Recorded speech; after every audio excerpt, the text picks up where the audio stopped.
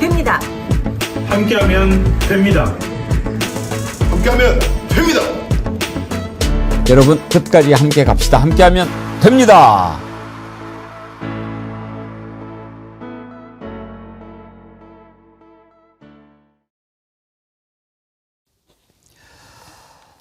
여러분 안녕하십니까? 백운기입니다. 이해찬 전 총리의 장례가 오늘부터 닷새간 사회장으로 치러집니다. 그가 세상을 떠날 때까지 사랑했던 대한민국 태극기에 둘러싸여 오늘 고국당에 돌아왔습니다. 마지막까지 공무를 수행하다가 떠난 이해찬 전 총리, 가는 모습도 그다웠습니다. 이해찬 총리는 한마디로 꼿꼿이었습니다. 대쪽 같은 성격에 옳은 것이 아니면 무엇과도 타협하지 않았습니다. 그래서 어떤 사람은 무서워서 글을 쓰지도 못했고 그와 함께한 지도자는 모두 성공한 지도자가 됐습니다. 이해찬 총리는 이제 됐다 하고 세상을 떠났는지 모르겠지만 지금 어느 때보다 우리는 그가 필요한데 떠났습니다.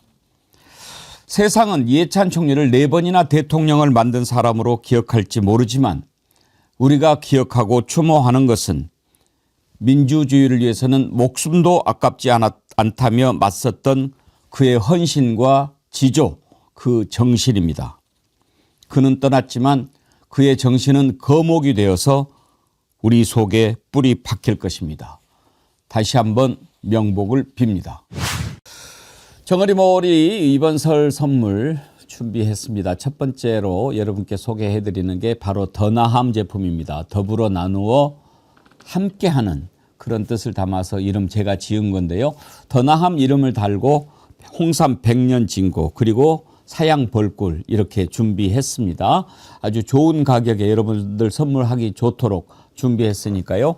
이번 기회에 많이 이용해 주시기 바랍니다. 이번 설 선물은 꼭 우리 정어리몰에서 준비해 주시면 좋겠습니다. 이번에 이 설 기획전 끝나고 나면 제가 수익금의 일부를 민생경제연구소 홍길동은행에 기부하려고 합니다. 홍길동은행이 참 좋은 일 많이 하지 않습니까? 생계 위기에 처한 서민들한테 무상으로 이렇게 도움을 주는 그런 나눔을 실천하고 있는데 우리가 더 나함의 정신 살리기 위해서 이번 정어리몰 판매 수익의 일부뿐만 아니라 또 그전에 저희가 준비했던 것까지 이렇게 한번 홍길동은행에 후원하기로 했습니다. 여러분들이 동참해 주시기를 바라고요. 혹시 차차 또 선물하게 될 텐데 이번에 정어리몰에서 좀 많이 주문해야 되겠다 하시는 분은 전화로 대량 주문하시면 안내해 드리도록 하겠습니다. 1551-3158 전화 주시면 대량 주문하시게 되면 할인도 해드리고 많이 좋은 일이 있을 겁니다. 그렇게 하시면 고맙겠습니다. 이해찬 전 총리는 오늘 새벽에 인천공항에 도착해서 지금은 서울대병원 장례식장으로 유해가 옮겨졌습니다. 더불어민주당 의원 그리고 의장대가 지하 주차장에서 도열한 가운데 고인의 관을 실은 운구차가 들어왔고요. 우원식 국회의장, 김민석 국무총리, 김부겸 전 총리 등이 침통한 모습으로 지켜봤습니다. 오늘부터 장례가 닷새간 치러지는데 정부가 유족의 뜻을 존중해서 이해찬 전 총리의 장례를 사회장으로 하지만 또 정부 차원의 예우를 갖추기 위해서 대통령 직속 민주평화통일자문회의에 기관장을 결합하기로 했습니다. 사회장, 기관장, 국가장, 또 국민장, 국장 여러 가지 장례 형식이 있는데요. 김석환 평론가님, 사회장과 기관장을 결합한다는 것은 어떤 의미가 있는 겁니까? 일단 고인이 민주평통 상임 부의장이었잖아요. 그러니까 그런 상황에서 공무 중에 사망을 했기 때문에 민주평통에서도 이번에 이제 공동으로 장례를 치르는 주체로 들어갔고요. 그리고 민주개혁 세력의 큰 어른이라고 할 수 있기 때문에 민주개혁 진영 전체가 또 민주당을 포함해서 함께 장례에 참여한다는 의미에서 기관 사회장 이렇게 지금 표현하는데요. 이호 여사의 경우에도 일반적으로 사회장을 했다 이렇게 저희가 얘기를 하는데요. 그러니까 국가장하고 좀 차이가 있는 것은 국가장은 국가가 주체가 돼서 장례를 치르는 겁니다. 예를 들면 전직 대통령, 그러니까 김대중 전 대통령이나 김영삼 전 대통령의 경우에는 국가장이었거든요.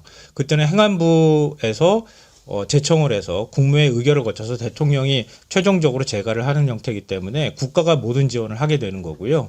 기관사회장의 경우에는 아마 민주평통의 공무 중 사망을 했던 것이기 때문에 민주평통 차원에서 지원은 일부 있을 수 있는데 사회장이기 때문에 전반적으로는 민주당이나 아니면 민주개혁진영 전체가 공동으로 장례를 치른 형태로 비용도 그렇게 부담하는 형태로 진행이 될 것 같습니다. 사실 이재명 대통령은 이해찬 총리를 멘토뿐만 아니라 아버지 같은 분으로 그렇게 그동안 모셨는데 오히려 그래서 국민장이나 이렇게 하는 것을 더 부담스러워했을지도 모르겠다는 생각이 듭니다. 예, 사실은 이제 과거에 국장, 국민장 이런 것들이 있었지 않습니까? 이제 거기서 사실 국장이 조금 높은 거였고 국민장은 그보다 한 단계 격이 낮은 거였는데 뭐하러 그걸 그렇게 하냐 해서 국가장으로 통합이 되었습니다. 그래서 사실 이번에 이해찬 전 총리 같은 경우에도 뭐 총리를 지냈지만은 그 업적이나 이런 것들은 전직 대통령들의 비견된다라고 해서 국가장도 거론이 됐던 것으로 아는데요.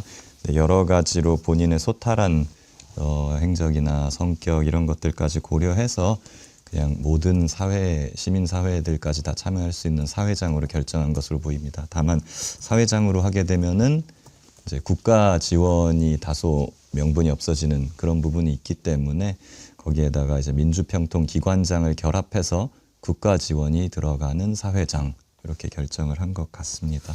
우리의 마음은 뭐 국장의 마음입니다. 사실 평생을 한 길 걷는 것 쉽지 않지만 그 길이 고난과 형극의 길이었을 때 그 길을 걷는 것은 보통 용기가 필요한 게 아니죠. 그야말로 이해찬 총리는 한마디로 우리나라 민주화 과정에서 빼놓을 수 없는 존재였고 어떻게 보면 민주주의 그 자체 아니었는가 그런 생각이 듭니다. 전혜원 원장님.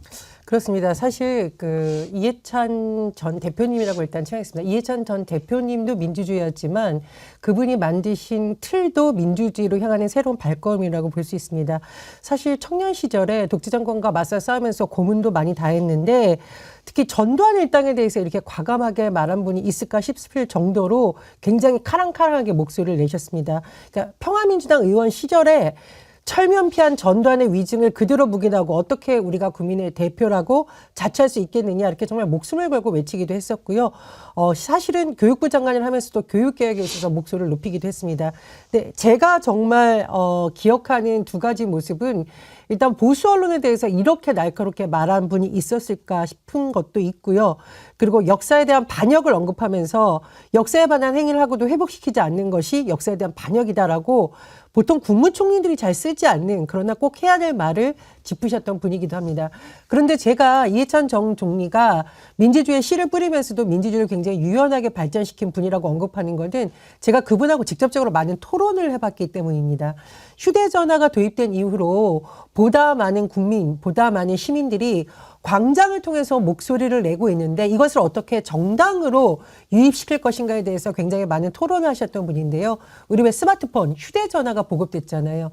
이것을 계기로 온라인 플랫폼 정당의 틀을 만들어주시고 ARS 시스템을 통해서 적은 돈이라도 많은 당원들이 정당의 뿌리가 되어서 특정 기업이라던가 특정 정치권에 의해서 돈 때문에 정치가 좌지우지되지 않는 이런 ARS 시스템이라든가 이런 거에 기초를 닦아주신 분이 바로 이해찬 전 대표님이십니다. 그래서 제가 어제 글을 올렸는데 독재에 투항할 때는 누구보다 강한 투사였지만 사회 변화에 정당이 어떻게 정치가 어떻게 대답할지에 대해서는 누구보다도 앞선 청년 같은 모습이셨고 무엇보다 약자를 위해서는 가장 따뜻한 분이시기도 했습니다. 제가 선거운동을 할 때도 이렇게 불러서 내장탕 사주시면서 힘든 과정을 거쳐야 좋은 정치인이라고 그런 정치인으로 성장할 수 있다고 격려해 주셨던 이해찬 전 대표님의 명복을 다시 한번 빕니다. 전혜원 원장님 또 그런 인연을 얘기하시니까 아마 더 슬픔이 크실 것 같다는 생각이 듭니다. 우리 애청자님들도 애도의 글을 많이 보내주십니다. 이은주님, 마음이 너무 시립니다. 이해찬 총리님을 보내는 일이 너무 힘이 드네요. 찬란하게 꽃피게 될 대한민국을 보지 못하고 가시게 된 것이 너무나도 애통합니다. 불다구님, 삼가 고인의 명복을 빕니다. 나라가 어려운 상황에서 조금 더 계셔 주셨으면 얼마나 좋았을까. 자꾸만 아쉬움과 안타까움에 눈물이 납니다. 이 나라가 올바른 길로 가도록 계속 지켜봐 주세요. 감사했습니다. 도라에몽님, 이해찬 총리님, 우리나라 민주주의를 위해서 애쓰고 헌신해 주셔서 정말 고맙고 감사했습니다. 우리는 많은 빚을 졌습니다. 이제는 평안히 영면에 드소서. 예. 이해찬 총리의 삶은 그야말로 민주주의의 삶이었는데요. 정치인 시절에 참 많은 말을 남겼습니다. 이해찬 총리의 어록을 좀 모아봤습니다. 아직 준비가 안 됐습니까? 이따가 준비가 되면 들어보도록 하죠. 무엇보다도 강단, 꼿꼿, 대쪽 이런 표현이 어울리는 분이었죠. 네, 호통으로 많은 분들이 아마 기억하실 거예요. 이해찬 총리가 버럭하고 호통치는 모습들을 아마 기억하시는 분들이 많을 것 같은데요. 근데 그냥 호통만 치신 분은 아닙니다.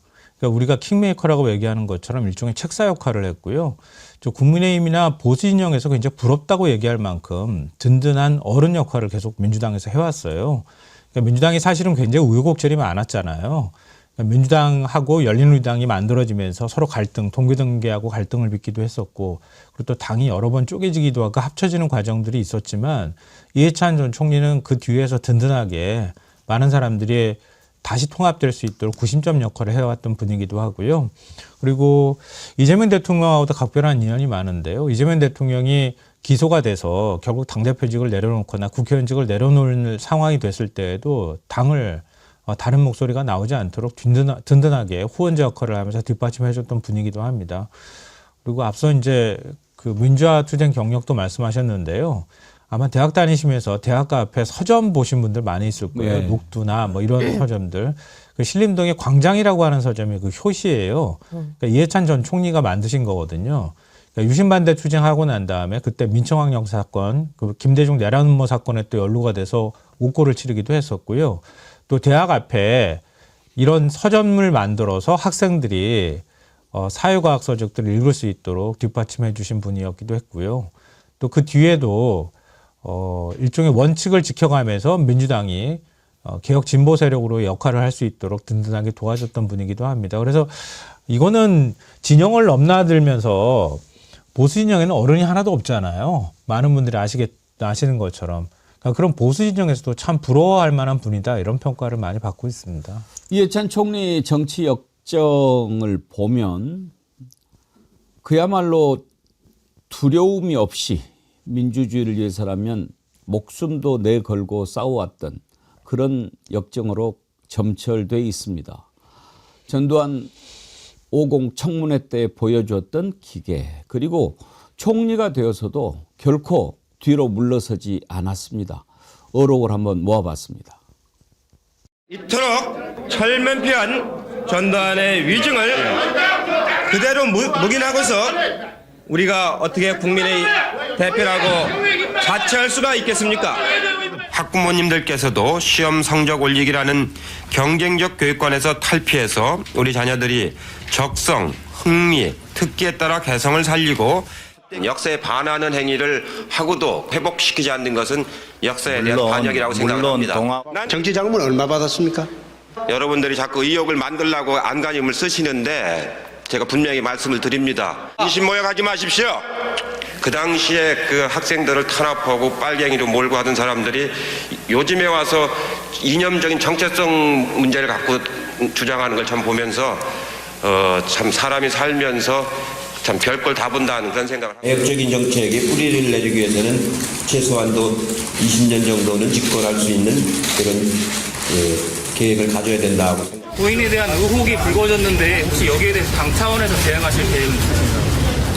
그건 예의가 아닙니다. 그런 걸 이 자리에서 예의라고 합니까? 그걸. 저는 박정희 독재하고도 싸웠고 전두환 독재하고도 싸웠는데 이 가짜지도 않는 놈하고 싸우려니까 재미가 없습니다. 정말로 가짜지도 않아요. 방금 전에 이해찬 총리 그때 홍준표 의원과 설전을 벌였던 모습도 우리가 봤는데요. 홍준표 씨도 추모를 했습니다. 내가 그때 같이 싸우기도 했지만 참 똑똑한 분이셨다. 반대 진영에 있었지만 참 똑똑했다. 아까운 분이 돌아가셨다. 그렇죠. 정말 우리가 쭉 봤지만 물러서질 않아요. 그렇습니다. 어떻게 보면은 그런 기계 때문에 지금까지 살아오셨다고는 보는데 전 여기서 굉장히 안타까운 것이요. 이해찬 총리, 저는 개인적으로 뭐 이해찬 세대예요. 그렇죠. 어렸을 때부터. 그래갖고 개인적으로 뭐 이해찬 전 총리의 뭐 그 운동 예전에 민주화 투쟁을 할 당시의 행적에 대해서 직접적으로 잘 알진 못합니다만 이분이 돌아가신 지 73세 올해 되신다 하시더라고요. 근데 일반적으로 보면 요즘 73세면 굉장히 팔팔하게 날아다니실 나이입니다. 근데 왜 그런 거 하고 제가 찾아보니까 이제 과거에 독재에 대항해서 맞서 싸우시다가 투옥도 2번이나 당하시고 그 과정에서 고문도 혹독하게 당하셨다고 합니다. 그리고 또 비슷하게 전 김근태 전 의장 같은 경우에도 모진 고문을 받다가 64세에 돌아가셨거든요. 이렇게 보면은 과거에 민주화 투쟁을 하다가 고문을 받아가지고 그 후유증으로 인해 갖고 건강을 이렇게 잃으시고 또 이렇게 일찍 세상을 좀 등지게 되신 것이 아닌가 하는 매우 큰 안타까움이 있고요. 이런 분들에 대해서 다시금 과거 독재 정권에 사람을 잡아서 가두고 고문하고 했던 그런 사람들에 대해서 분노가 전 심입니다, 개인적으로. 이해찬 총리 저도 가까이서 참 겪었는데 참 꼿꼿하기도 하고 빈틈이 없다고 그럴까요? 오늘 아침에 재밌는 기사를 하나 봤는데 충남 청양이 고향이시죠. 근데 고향 분들이 그런 얘기를 합니다. 청탁 한번 안 들어준 사람이다. 청탁 한번 들어주지 않아서 고향에서는 큰 인기를 얻지 못했지만 원칙이 있었고 고향을 위해 무언가를 남기기보다 고향이 부끄럽지 않게 살려고 했던 분이었다. 어떻게 보면 이게 고향에 주는 최고의 선물 아닐까요? 네, 맞습니다. 요즘 정치권에 뭐 공천원금이다 뭐다 이런 얘기가 나오는데요. 이해찬 총리는 아주 청렴한 분이라는 평가를 많이 받았습니다. 정치 생활을 오래 하다 보면은 돈에 얽히게 되고 그러다 보면 불명예스러운 기록이 남곤 하거든요. 근데 이해찬 전 총리는 그런 적이 단 한 번도 없습니다. 오히려 정치 공격을 받으면서 그런 의혹이 제기가 된 적은 있어도 실제로 그런 것들 때문에 문제가 된 적이 한 번도 없거든요. 그건 지금 정치인들한테도 배워야 될 점이 아닐까 그렇게 생각하고요.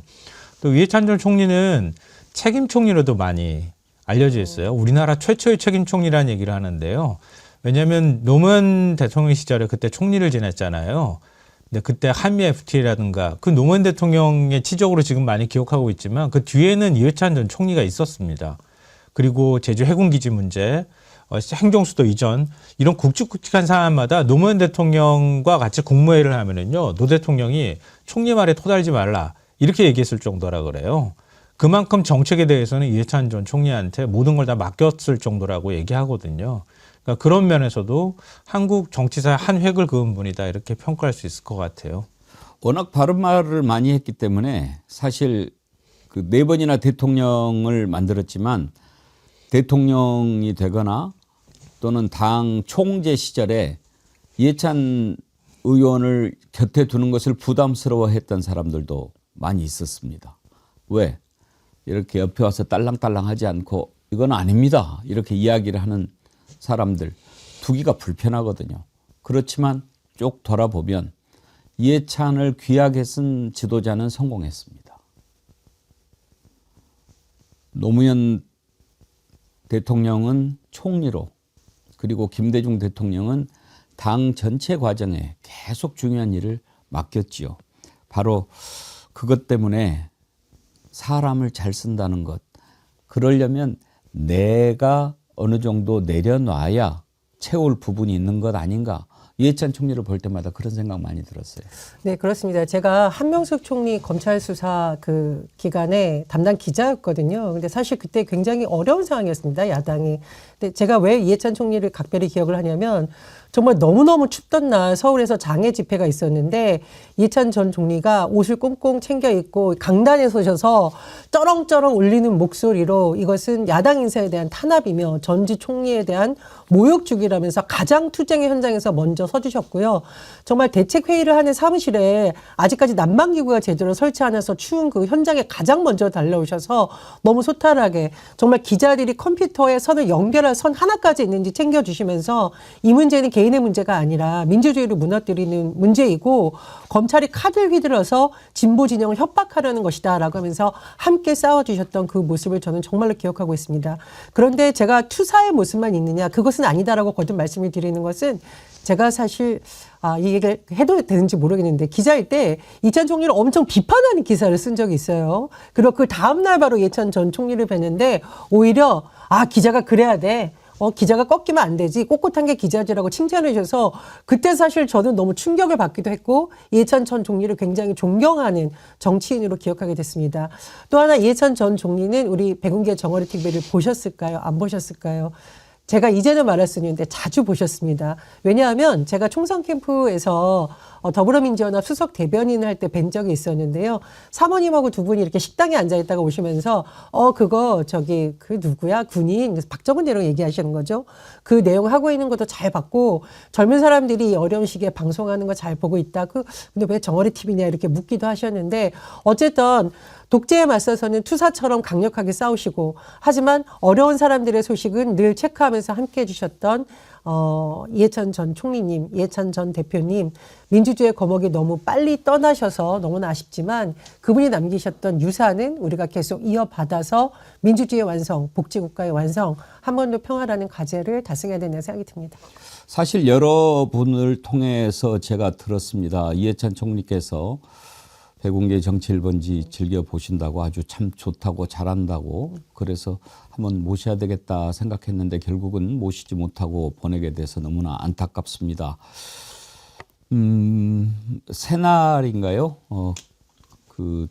제가 자주 보는 사이트인데 새날에서는 아주 각별한 관계를 유지했는데 제가 보니까 그게 원래 3층인가 봐요, 스튜디오가. 근데 이해찬 총리가 3층까지 올라오는 게 너무 힘들어가지고 1층으로 옮겼다. 그런 얘기까지 들었는데,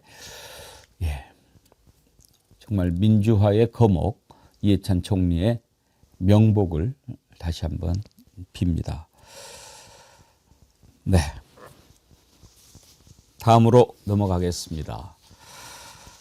윤석열이 비상계엄을 선포했을 당시에 KBS가 지상파 방송 중에서는 유일하게 바로 현장을 중계했죠. 어떻게 그렇게 할 수 있었을까?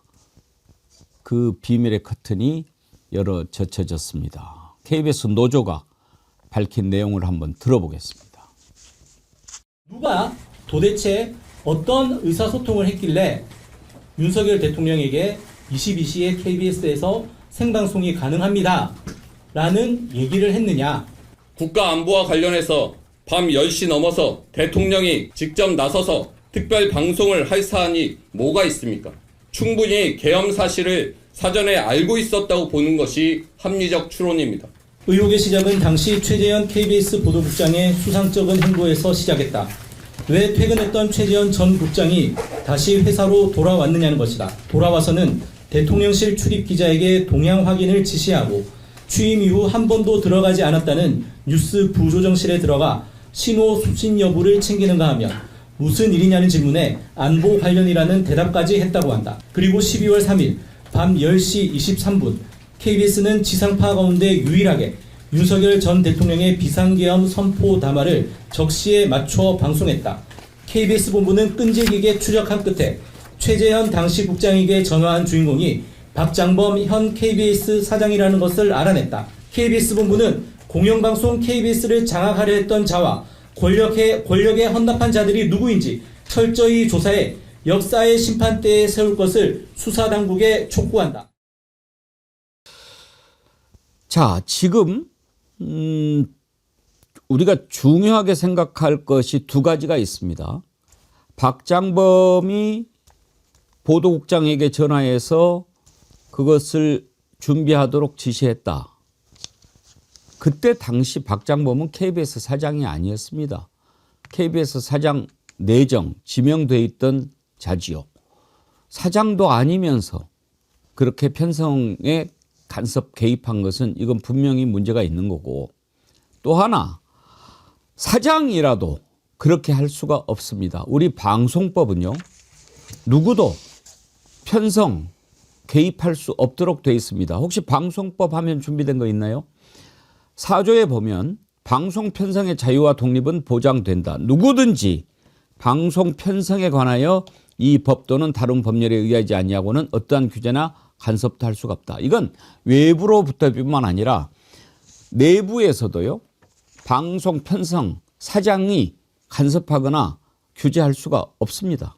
그런데 사장도 아니면서 편성을 지시했다. 이것은 대단히 문제가 있는 것이고, 일단 내란 과정에 깊숙이 개입한 것 아니냐라고까지도 볼 수 있는데요. 김기현 변호사님, 이건 예. 법적으로 봤을 때 어떤 문제가 있습니까?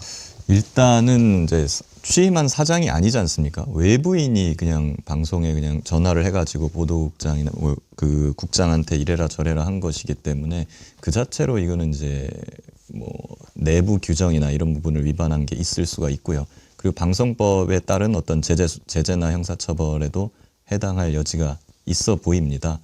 그리고 이거 같은 경우에는 왜 그러면 그 내정자 신분이 무리하게, 그리고 이제 박장범 사장 같은 경우에는 방송 전문가란 말이죠. 그렇다면 이런 것들이 허용되지 않는다는 걸 당연히 알고 있었을 텐데 왜 그런 처벌이나 징계나 이런 위법까지 감수하면서 국장한테 전화를 했을까 하는 부분이 당연히 제기될 수밖에 없는데요. 그렇다고 한다면 당연히 이것이 중대한 사안이다. 그럼 그 중대한 사안의 내용이 뭐냐? 비상계엄이다. 라는 것을 인지하지 않고서는 이렇게까지 무리수를 둘 수 있었겠는가 하는 점이 좀 의혹입니다. 그때 당시에 우리가 좀 의아했던 것이, 원래 5.16도 그렇고 이 내란 비상계엄 발동하고 그런 쿠데타 세력들이 맨 먼저 하는 게 방송국을 장악하고 접수하는 거거든요. 그런데 그걸 하지 않았을 때 궁금했는데, 이제 나중에 방송사 단전 단수 지시 내렸던 것은 확인이 됐고 KBS가 뭔가 분명히 연결이 돼 있었을 건데 하는 생각은 했죠. 네. 계엄 직후부터 이런 의혹 제기가 있었거든요. 그러니까 KBS가 어떻게 방송 준비를 할 수 있었느냐, 미리 사전에 연락을 받았다, 이런 의혹 제기가 있었는데 그 연락을 받았다고 하는 주체가 박장범 전 사장이다라는 사실이 이번에 처음으로 알려진 겁니다. 이 희한하죠. 윤석열은 국무위원들한테 내 밤 10시에 KBS에 담화문 발표하기로 예정이 돼 있다, 이렇게 얘기를 했다고 하고, 그래서 국무회의도 제대로 안 하고 그냥 휙하고 가버렸다 그러잖아요. 근데 어떻게 KBS는 저녁 7시에 얘기를 듣고, 당시 보도국장인 최재현 보도국장이 야간국장이 있는데도 불구하고 와가지고 방송 준비를 지시하고 안보 관련 사안이다. 했다고 돌아왔다는 거 아닙니까? 1시간 만에 돌아왔다는 거잖아요. 안보 관련 사안이다. 이렇게 하면서 생방송 준비를 시켰다, 이렇게 얘기를 하고 있는 거니까 그 시간 무렵이면은 제가 볼 때는 조지현 경찰청장하고 김봉식 서울청장 두 사람하고 윤석열이 만날 쯤 시간일 것 같거든요. 왜냐하면 저녁 6시에 국회 봉쇄 문제 때문에 윤석열이 따로 안가로 불러서 만났다고 하거든요. 그러면은 만남이 헤어질 정도 시간쯤 됐으려나요? 근데 어떻게 저녁 7시에 그걸 KBS 쪽이 연락을 할 수가 있죠? 이해가 안 되잖아요. 그러니까 어떤 방식으로든 박장범 사장이 얘기를 당시 대통령실로부터 들었을 가능성이 매우 높다, 이렇게 봐야 될 것 같고요. 그리고 윤석열한테 KBS가 어떤 존재였는지를 상징적으로 보여주는 것 같아요. 앞서 이제 언론사 단전단수 말씀하셨지만 언론사 단전단수 지시에 들어간 언론사들 대상을 한번 보십시오. 윤석열한테 비판적인 입장을 밝혔던 사람들이거든요. 근데 KBS한테는 미리 운을 띄우거나 연락을 취했다고 하면 KBS는 내 편이야, 이렇게 생각했다고 볼 수 있잖아요. 근데 아마 기억하시겠지만 박장범 사장 전에 사장이 박민 사장이에요. 그 전 사장이 김희철 사장이거든요.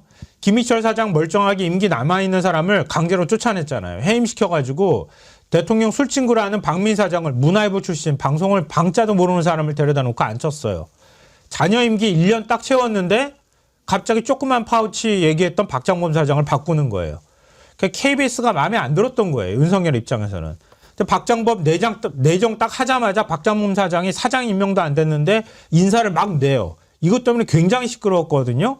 그러는 상황에 지금 계엄이 터진 겁니다. 그렇다면 어떤 방식으로든 박장범 사장하고 대통령실이 연결되어 있다 그런 의심을 할 수밖에 없거든요. 그리고 당시 보도국장이 박장범 사장으로부터 연락을 받았다. 이렇게 얘기했다고 하면 박장범 사장은 어떤 방식으로든 계엄에 일정하게 동조했다고 하는 그 책임에서 비껴가기가 어려운 거 아닌가 싶습니다.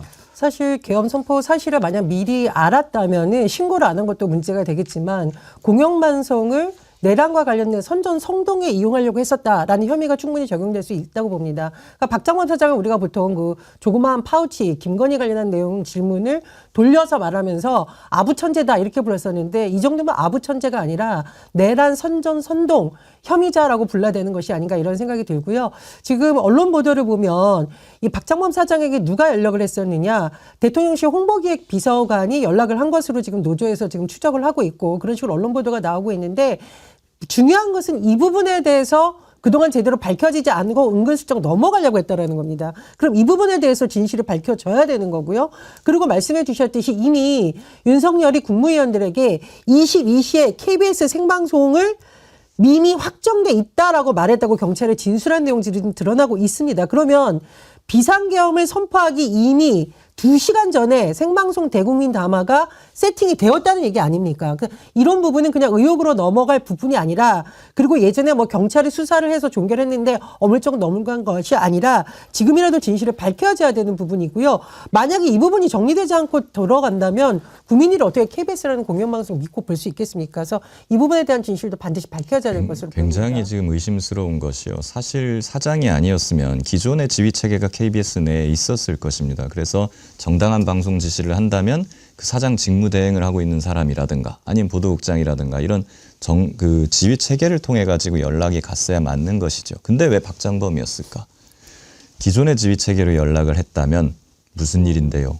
이렇게 되물었겠죠. 도대체 뭔 일이길래 10시에 갑자기 방송을 시키라는 겁니다. 라고 하면 비상계엄을 하려고 라고 대답을 할 수가 없는 거예요. 자기들이.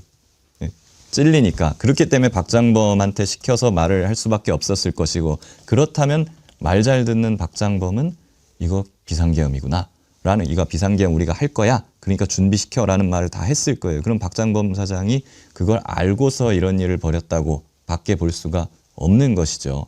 그렇기 때문에 일단 제가 보면은 방송법에 보면 누구든지 방송 편성에 부당하게 개입을 하면 2년 이하의 징역에 처하도록 되어 있습니다. 그렇기 때문에 일단 기본적으로 요 죄는 박장범 사장한테 적용이 되어야 할 것이고요. 그리고 박장범 사장이 말씀하신 대로 이것이 비상계엄이라는 것을 알고도 이것을 지시를 했다라고 한다면 내란 선동죄 내지는 내란 선전죄까지 추가되어 가지고 아주 중형에 처해질 수도 있다. 그리고 심지어는 이 얼마나 비상계엄을 알고 있었냐, 조금 알고 있었다면 내란 선전될 수도 있겠습니다만 이거에 대해서 뭐 포고령이라든가 아주 중요한 내용까지 다 알고 있는 상태에서 방송 지시를 했다면 내란 중요임무종사죄까지도 갈 수가 있습니다. 그러니까요. 근데 이 계엄 방송과 관련해서 박장범이 개입돼 있을 거다 이런 의혹이 계속 있었지 않습니까? 국회에서도 물어보고. 근데 경찰이 무혐의 처분했죠?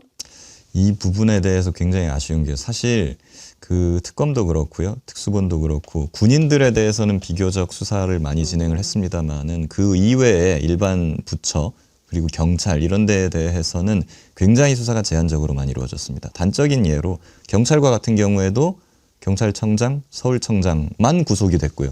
그 외에는 지금 거의 기소된 사람도 없는 지경이에요. 예를 들면 국회 계엄 당일날 국회를 봉쇄하고 둘러쌌던 기동단장들이 거의 10명 가까이 있습니다만 아직도 그 사람들에 대해서 어떤 처분이 내려진 게 없습니다.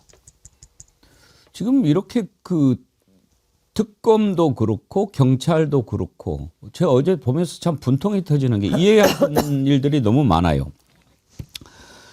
조금만 조사해 보면 다 알 수 있는 부분들이 무혐의 처리가 됐는데, 또 어제는 보니까 김진우, 김건희 오빠죠. 얼마나 많은 일에 개입이 돼 있었습니까?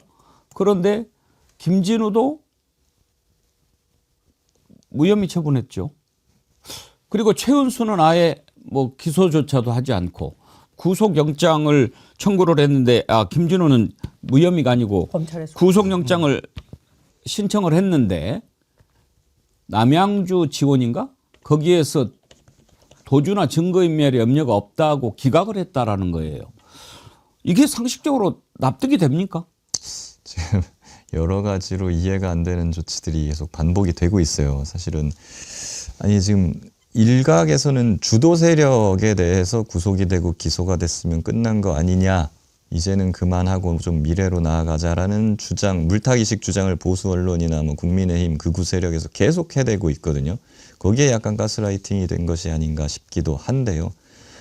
당연히 뭐 민생을 회복하고 하는 것은 그것대로 가야겠습니다만은 내란 세력에 조금이라도 동조한 사람은 끝까지 우리가 발견을 해서 처벌을 해야 되는 것이고 그런 부분에 있어서 전혀 조금이라도 흐트러짐이 있어서는 안 되는 것입니다. 우리가 지금 나치를 척결하는데 독일이 거의 15년가량이 걸렸다라는 사실을 우리가 기억할 때입니다. 지금 돌아보면 내란 특검 정말 그 수상한 게 많아요. 우리가 잠시 후에도 한번 다뤄보겠지만 지금 윤석열 체포방해 죄에 관련해서 5년 선고가 나지 않았습니까? 그러면은 그때 당시에 그 앞에서 체포영장 집행을 방해하고 막아서 막 싸웠던 김당 의원 45명 이 자들은 그러면 어떻게 할 거냐라고 하는데 내란 특검이 그 부분은 또 아예 무혐의 처분을 해버렸어요.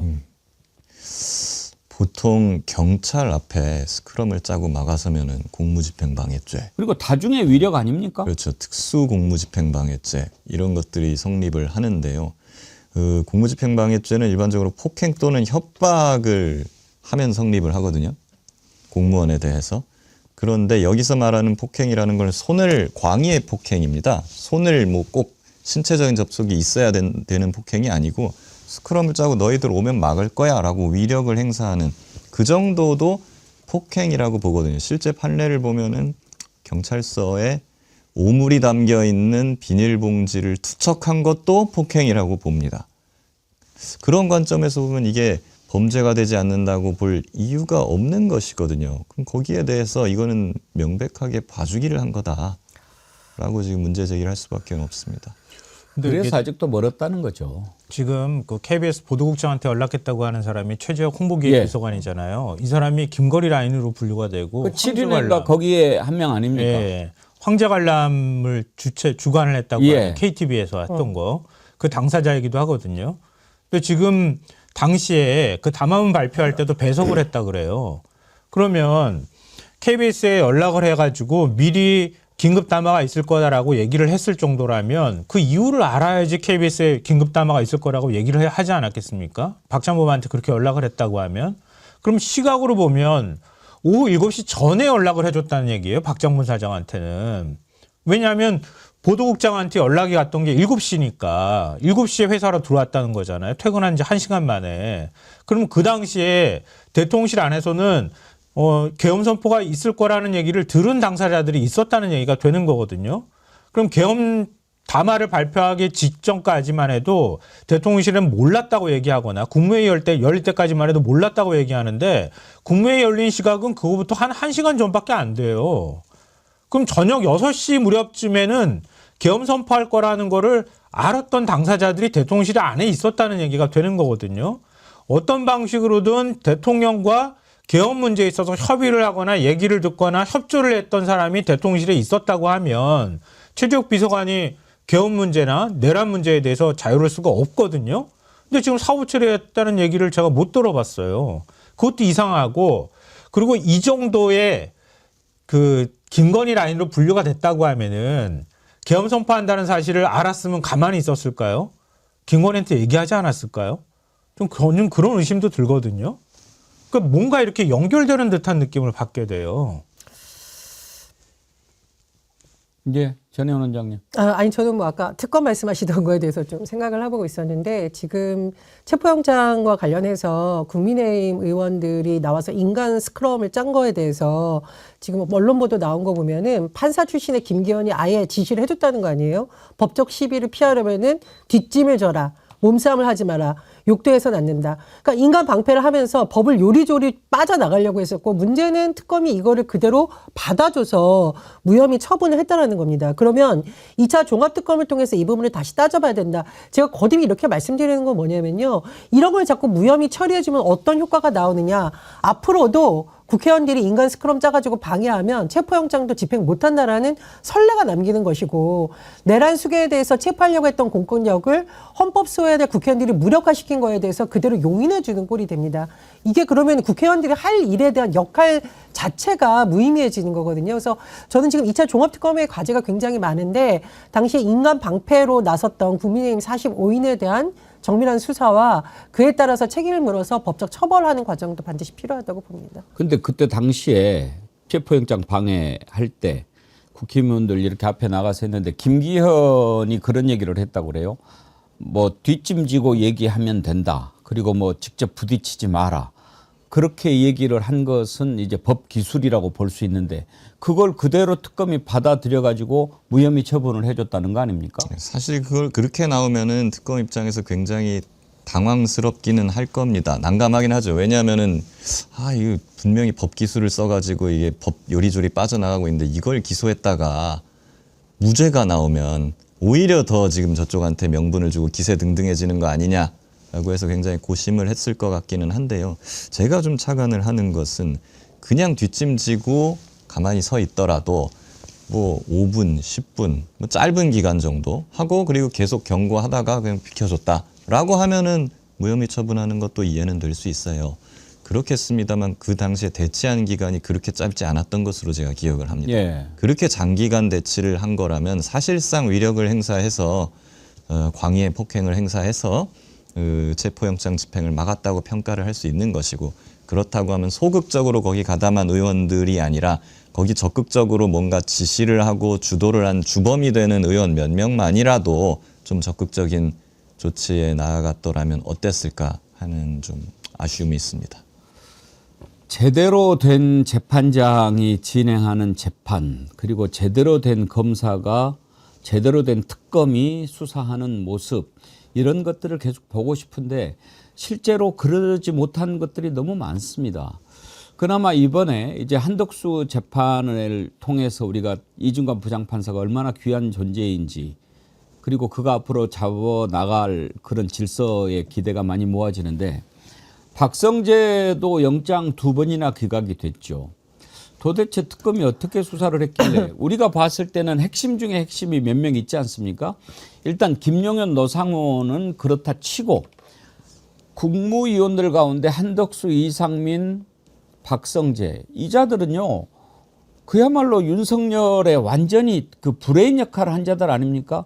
심지어 계엄 해제된 다음에도 이완규랑 김주현이 모여가지고 회동까지 했는데 국회에 나와서 하는 말들 들어보면 참 가관이죠. 뭐 해도 지나가는데 한번 보자고 해서 모였다고.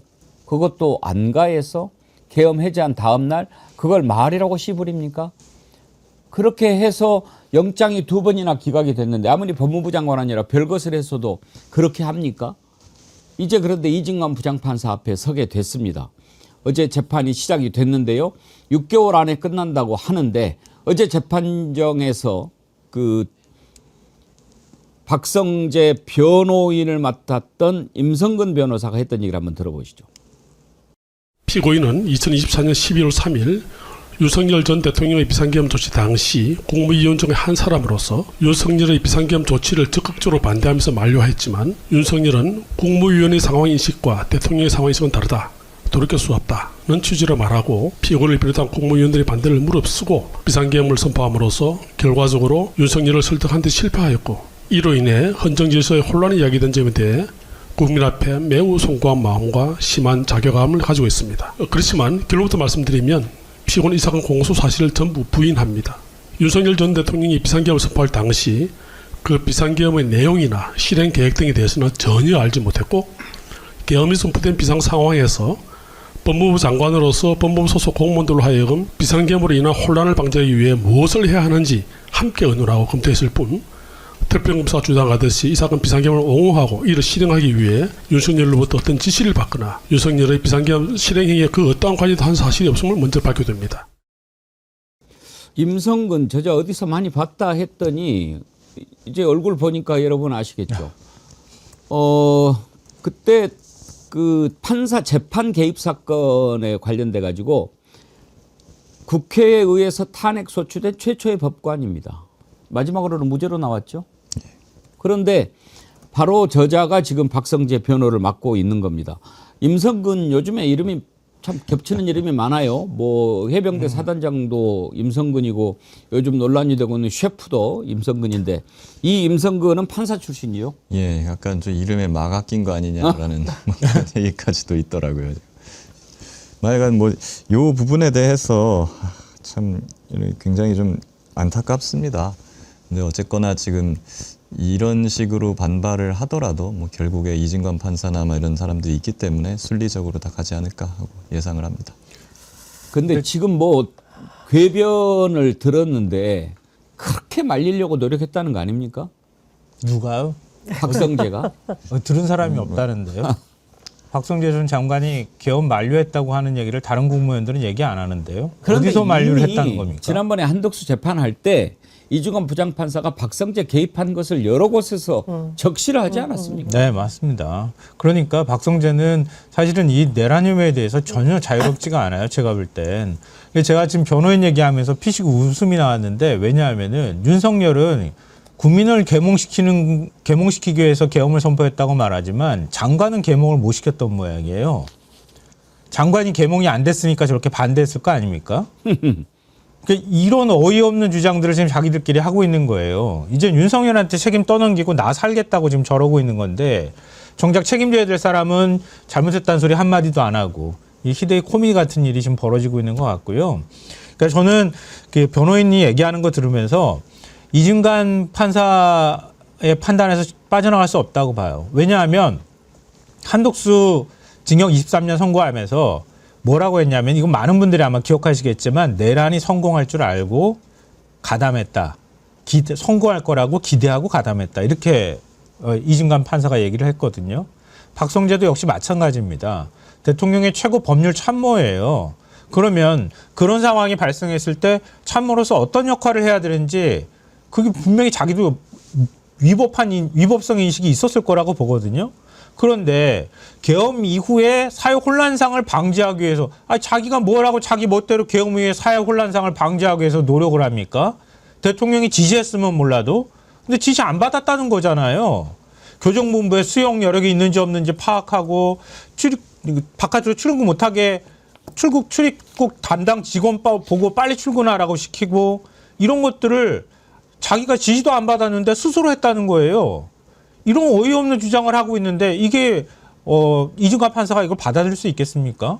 그러니까 이진관 판사가 지난 판결에서 굉장히 의미 있는 대목을 딱딱 짚어줬잖아요. 첫 번째는 윤석열의 비상계엄은 12.3 내란이다라고 규정했고 두 번째 한덕수와 관련해서 징역 23년을 선고했는데 판결 때 아예 언급이 됐습니다. 피고인 한덕수가 대접견실에서 박성재 이상민과 논의해서 헌법과 관련 법령을 검토했고 비상계엄 선포를 위해서 국민의 힘이라는 요건을 갖춰야 되고 의결사항이 아닌 심의사항인 것을 예차 확인하였다. 즉 박성재는 본인이 지금 설득하려고 하느라 실패했다라는 논리 자체가 아예 성립되지 않는 상황에서 지금 저렇게 얘기를 하고 있는 겁니다. 그리고 중요한 거 이진관 부장판사가 한덕수가 국무총리로서 당시에 어떤 역할을 해야 되는지를 명확하게 짚으면서 검찰의 구형보다 더 무겁게 판결을 내린 거거든요. 박성재 누굽니까? 법무부 장관이었습니다. 그러면 누구보다도 헌법과 법률 수호에 있어서 중요한 책무가 있었던 국무위원으로서의 책임이 더 크기 때문에 저는 이진관 부장판사도 박성재에 대해서 엄벌을 내릴 거라고 예상을 합니다. 아까 질문하셨을 때 요거를 제가 굉장히 중요한 대목인데 빠뜨렸는데요. 이상민 전 장관한테 국무회의 마친 뒤에 참석자 서명을 받아야 한다는 취지로 말했다고 합니다. 이 굉장히 중요한 증거가 될 거거든요. 왜냐하면 국무회의가 합법적으로 진행됐다고 하는 걸 그걸 만들기 위해서 한덕수 국무총리가 국무회의를 열도록 했고 그리고 끝나고 난 다음에 국무위원들이 나 이런 회의록에 서명할 수 없다고 가버렸는데 한덕수 전 총리가 아니다 참석한 기록만이라도 남기는다는 취지에서 서명해라 이렇게 얘기를 했다고 하는데 이상민 전 장관한테 법무부 장관이라는 사람이 이거 서명 받아야 돼 이렇게 말했다는 거잖아요. 그러니까 계엄을 합법화하기 위해서 합법적인 절차를 만들기 위해서 이런 얘기들을 했다고밖에 볼 수가 없는 거죠. 이건 나중에 굉장히 중요한 유죄 증거로 활용될 겁니다. 어찌됐든 뭐 이런 자가 이제 이중관 부장판사 앞에 섰습니다. 미꾸라지, 법기술자, 기름장어 이런 자들은 이중관 부장판사 앞에 서면 다 해결 안 되겠습니까? 당연합니다. 사실 박성재 전 장관이 빠져나갈 수 없는 대목이 곳곳에 있어요. 저기 뭐 구치소의 여력을 확인해봐라, 출입국 담당자 출석해라, 뭐 장관들 서명 받아라, 막 이런 것들이 다 드러났고요. 무엇보다도 사실 공무원들 중에 계엄에 명시적으로 반대한 거의 유일한 사람이었던 류혁 전 법무부 감찰관이 예. 있지 않습니까? 회의하고 있는데 박성재 장관이 거기 와갖고 이거 계엄 관련 회의냐? 나 못한다 하고 박차고 나갔잖아요, 사직서를. 그렇게 던졌는데도 법무부 장관이 이 계엄의 위법성을 판단하지 못했다? 그건 완전히 넌센스라고 볼 수밖에 없죠. 그렇기 때문에 저는 박성재 장관 같은 경우에는 법률 비전문가인 한덕수 전 총리보다 훨씬 더 높은 형을 받을 가능성이 좀 높다. 왜? 계엄의 위법성을 더 잘 알 수 있는 법률 전문가이고 법무부 장관이었으니까. 그럼에도 불구하고 가담했다는 거는 죄책이 더 중하거든요. 그렇기 때문에 저는 특검이 아마 이진관 판사의 그 한덕수 선고 이후로 좀 개과천선을 해서 구형도 훨씬 더 높게 할 것으로 전 예상이 되고 선고도 한덕수보다 높게 나올 것이고요. 그렇게 되고 지금 구속영장이 저는 왜 박성재 장관 2번이나 기각이 됐는지 이해가 안 되는데 지금 말하는 거 보면은 나는 몰랐고 말렸고 이런 거짓말을 밥 먹듯이 하고 있지 않습니까? 증거인멸, 말맞추기의 염려가 있는 것입니다. 저는 선고 전에 재판 도중에 법정 구속될 가능성도 상당히 있다고 생각합니다. 그리고 이제 이 내란 수괴와 동조 세력들이 쓰는 방법이 거짓말하고 재판 침대 축구하듯이 질질 끌고 증인들에 대해서 공격하고 이런 방식이었는데 제가 기대를 거는 이중관 부장판사 같은 경우는 그런 걸 안 받아주겠다라는 의지를 여러 번 확고하게 표현을 했고요. 지금 박선재 측에서 어제 변호인을 통해서 류혁 전 감찰관에 대한 증인 신청 기각해달라고 했는데 부장판사가 아니다. 일단 들어보겠다라고 하면서 증인을 채택했거든요. 그래서 법정에서 오히려 당시 상황이 더 생생하게 증언이 나올 것으로 예상이 되고 말씀해 주셨듯이 재판을 받는 중에서라도 이런 후속 조치 있을 수 있다고 생각을 합니다. 거기에다가 지금 박성재는 계엄 해제 이후에 모여서 2차 계엄을 논의하거나 모의하고 뭐 이런 정황들도 재판 과정에서 또 드러난다면 지금 김기현 변호사님 말씀하신 대로 훨씬 한덕수보다 무거운 처벌을 받을 수 있는 거죠. 엄정한 재판장들을 여러 봤는데요. 그런 재판장들 특징이 뭐냐면 재판하는 도중에 아니면 재판 시작과 동시에 중한 죄를 저질렀는데 다른 사람들과 동등한 조건에서 재판을 받아야 되지 않겠어요? 하면서 구속을 시켜버려요. 그냥 바로. 그런 재판장들이 간간히 있습니다. 아하. 만약에 이진관 재판장도 보면은 굉장히 단호한 스타일인데 예. 박성재 장관이 정말 터무니없는 거짓말을 계속하고 변명을 한다고 하면은 진짜 그 자리에서 구속신문하고 구속을 시켜버릴 가능성 분명히 있고. 그럴 수 있군요. 그렇죠. 그리고 여기서 뭔가 더 많이 드러난다고 하면은 한덕수보다는 당연히 좀 높게 나올 것 같은데 최소한 특검에서는 구형을 한덕수 선고형보다 훨씬 높게 해야 되는 거 아닌가 저는 그렇게 보고 있습니다. 그러니까 영장 청구를 특검이나 검찰이 하지 않아도 재판장이 이자는 좀 안 되겠네 하면은 그냥 법정 구속을 시킬 수 있다 이거죠. 선고를 하지 않고도. 있습니다. 왜냐하면 수사 중에는 경찰과 검사가 구속영장을 신청 청구하지만 기소가 되고 나면은 구속에 대한 권한은 재판부한테로 넘어가는 겁니다. 그렇기 때문에 신청이나 청구가 있을 수가 없고 그냥 재판부가 자체적으로 판단해서 신문하고 구속할 수 있습니다. 이진관 부장판사가 또 한 번 국민들의 그 답답한 마음을 확 좀 풀어주면 좋겠다 하는 생각을 합니다. 국힘당 아까 45명 저는 도대체 그걸 무혐의로 풀어준 내란 특검 이해할 수가 없습니다만 그때 당시에 얼마나 말도 안 되는 짓을 저질렀습니까? 그런데 지금 국힘당은 어떻게 할 수가 없는 형국입니다. 뒤로 갈 수도 없고 앞으로 갈 수도 없고 가자니 이게 걸리고 안 가자니 뭔가 막아서고 지금 그런 상황 아닙니까? 그래서 지금 어떻게 도대체 이게 뭐 이리 풀어도 안 되고 저리 풀어도 안 되니까 이제 장동혁이 이해할 수 없는 단식을 했죠. 단식 끝나고 돌아왔다고 하는데 돌아와서 맨 먼저 한 게 여전히 그 한 줌도 안 되는 당권 잡기 위해서 몸부림치는 일입니다. 한동훈계 김종혁 최고위원에 대해서 중징계를 내렸는데 탈당 권유를 내렸습니다. 탈당 권유는 탈당해라. 탈당 안 하면 제명이다. 이건데 자동적으로 탈당 권유를 했는데 그 탈당을 받아들이지 않고 버티면 일주일 뒤에 자동으로 제명이 되게 돼 있습니다. 사실상 제명입니다. 제명보다 더한 거예요. 너 지금 죽을래? 일주일 뒤에 죽을래? 이거 아닙니까? 그런데 그 결정을 내리고 이제 내일 모레 목요일 날 최고위원회의를 연다고 하죠. 네네. 뭐 그러면 거기에서 이제 한동훈을 날릴 모양인데 지금 한동훈, 김종혁 이렇게 날려서 뭐를 얻겠다는 걸까요? 미래의 나의 경쟁자를 없애버리겠다. 미래가 있습니까? 미래가 있다고 생각하는 것 같아요. 국민의힘 쪽에서는 그러잖아요. 지금 당원 가입이 굉장히 많이 늘었다. 한 30만 명가량이 늘었다. 이렇게 얘기를 하잖아요. 그 늘어난 당원들은 전부 장동혁 쪽 사람이다. 장동혁을 지지하는 지지자들이 모인 것이다. 뭐 이렇게 또 얘기를 하고 있고요. 그래서 지금 얘기 나오는 거지만 장동혁은 지방선거 이길 생각이 없다. 대권으로 가는 걸 지금 생각하고 있다. 이런 얘기를 하는 거잖아요. 그러니까 제가 볼 때는 말씀드렸던 것처럼 미래 경쟁자를 없애는 것과 함께 어찌됐든 자기가 호랑이 등에 올라탄 거잖아요. 윤 어게인 세력의 등에 업고 위에 올라타서 지금 당대표가 된 거니까 그 윤 어게인 세력의 입맛에 맞게 할 수밖에 없는 거예요.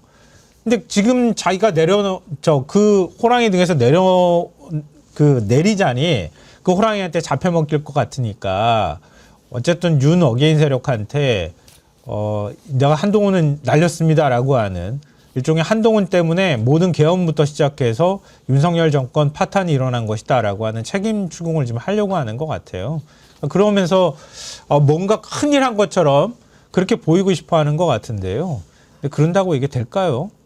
안 될 것 같은데. 지금 합쳐도 부족할 판인데 어떻게 보면 전혜원 원장님, 저 장동혁 당은 지방선거는 포기했다고 봐야죠. 당명을 간장종지당으로 바꾸면 어떨까요? 하는 행동이 너무 졸렬하지 않습니까? 물론 저도 한동훈 전 대표에 대해서 비판적입니다. 그러나 한동훈 전 대표나 김종혁 전 최고위원한테 지금 하고 있는 행태를 보면은 오직 나의 권력 하나를 유지하기 위해서 당 전체를 수렁으로 끌어들이려고 하는 지금 모습을 보고 있습니다.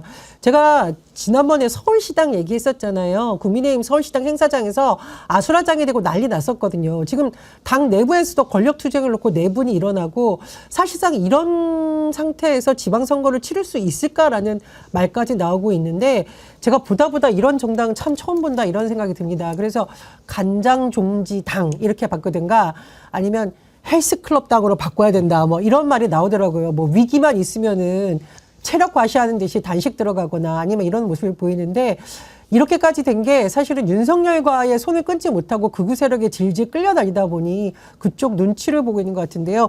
장동혁 대표님이 이제 당명을 바꾼다고 하는데 거듭 말씀드리는데 이렇게 당명을 바꾸는 게 어떨까 이런 뭐 좀 씁쓸한 마음이 듭니다. 뭐 간장종지당도 좋은데요.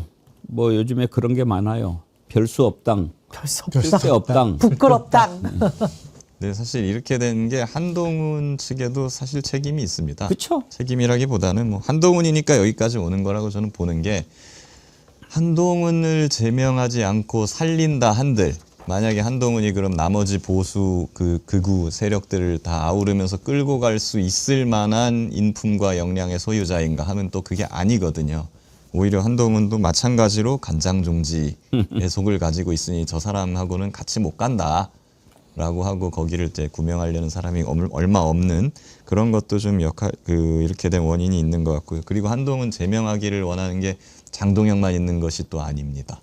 사실은 다른 주자들 만약에 좀 장동혁 대표와 연계를 원하고 있는 개혁신당 쪽이라든가 아니면은 뭐 원외에서 지금 관망을 하고 있는 홍준표 전 대표라든가 이런 사람들은 지금 한동훈에 대해서 지금 비판적인 태세를 보이고 있거든요. 한동훈을 날려야지 자기들이 장동혁과 손을 잡아서 뭔가 지방선거 때 연계를 해갖고 뭔가 해볼 수 있겠다라는 이해관계가 일치되는 부분도 분명히 있는 것 같습니다. 한동훈과 장동혁 누가 더 간장종지인지도 궁금해요. 근데 정말 저는 이해할 수 없는 것 중에 하나가 리얼미터 여론조사입니다. 리얼미터 여론조사가요 공개가 됐는데 아이 세상에 국힘당이 몇 퍼센트가 나왔냐면 39.5%가 나왔어요. 믿어지십니까? 지금 민주당이 42.7, 국힘당이 39.5가 나왔는데 막상 막하죠. 오차 범위 안에 있어요. 이게 이해가 안 돼. 저는 원래 리얼미터 믿지도 않지만 근데 그 전에 다른 조사가 없었으면 몰라요. 갤럽 조사가 있었거든요. 갤럽에서는 어떻게 나왔습니까? 민주당이 43 그리고 국힘당이 바닥을 쳤어요. 22입니다. 거의 뭐 더블 포인트 아닙니까? 20%대 바닥을 쳐가지고 그래 너네들 그러고도 남을 거야 20 나오는 것도 신기해 이렇게 하고 있는데 아니 세상에 아무리 리얼미터라도 그렇지 이렇게 딱 조사를 39.5를 해서 내놓으면 저건 그 리얼미터가 이렇게 좀 나름대로 여론조사 기관이라고 하면은 아 이거 뭔가 좀 잘못됐는데 물론 뭐 표본도 적고 또 응답이 너무 적더라고요. 응답률이 뭐 얼마더라? 그리고 또 그 ARS 조사 방식 뭐 이런 것 때문에 좀 과대 포집되고 이런 것이 있으면은 그걸 분석을 해서 내놔야지. 그렇게 그냥 쏙 내놓습니까? 그동안에 계속 그렇게 왔으니까 그 관성을 못 바꾸는 건데요. 그래서 여론조사 기관에서는 ARS 조사는 발표 못하게 금지시켜야 된다 이런 얘기들도 사실은 합니다. 근데 서로 간에 그거는 뭐 보는 관점이 다르니까 그렇다 치더라도요. 국민의힘은 리얼미터가 제일 정확하다고 지금 주장하고 있는 상황이에요. 조금 어이가 없는데요. 차라리 그러면 네. 낫지요. 이 여론조사의 특성이기도 해요. 100번 양보해서 여론조사 특성으로 우리가 분석한다 하더라도 정치 고관여층이 응답을 한다고 봐야 되거든요. 그러니까 어느 한쪽으로 아주 작은 이슈에 대해서 편향되는 현상이 나타나요. 그게 자연스러운 현상이거든요. 그리고 전화면접 조사의 경우에는 무응답층이 한 20에서 30% 가까이 나오거든요.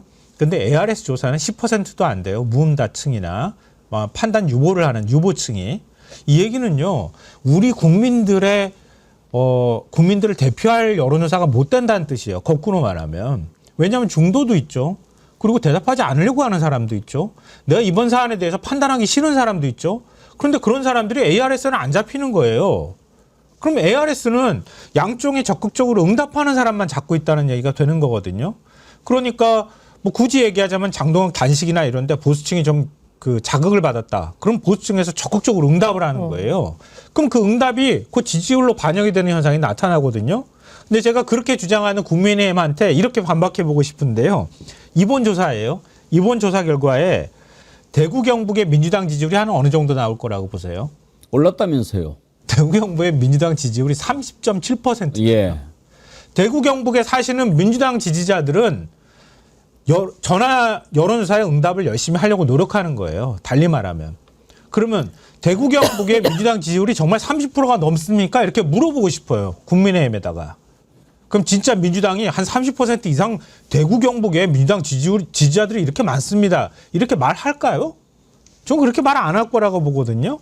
그러니까 이런 것만 봐도 알 수 있는 거를 우리 지지율 막 올랐어. 뭐 갤럽하고 저 MBS 조사는 부정확해. 이렇게 얘기하고 있단 말이에요. 그러니까 자기 뭐라 그럴까요? 자기 만족적인 주장들을 계속 하는데요.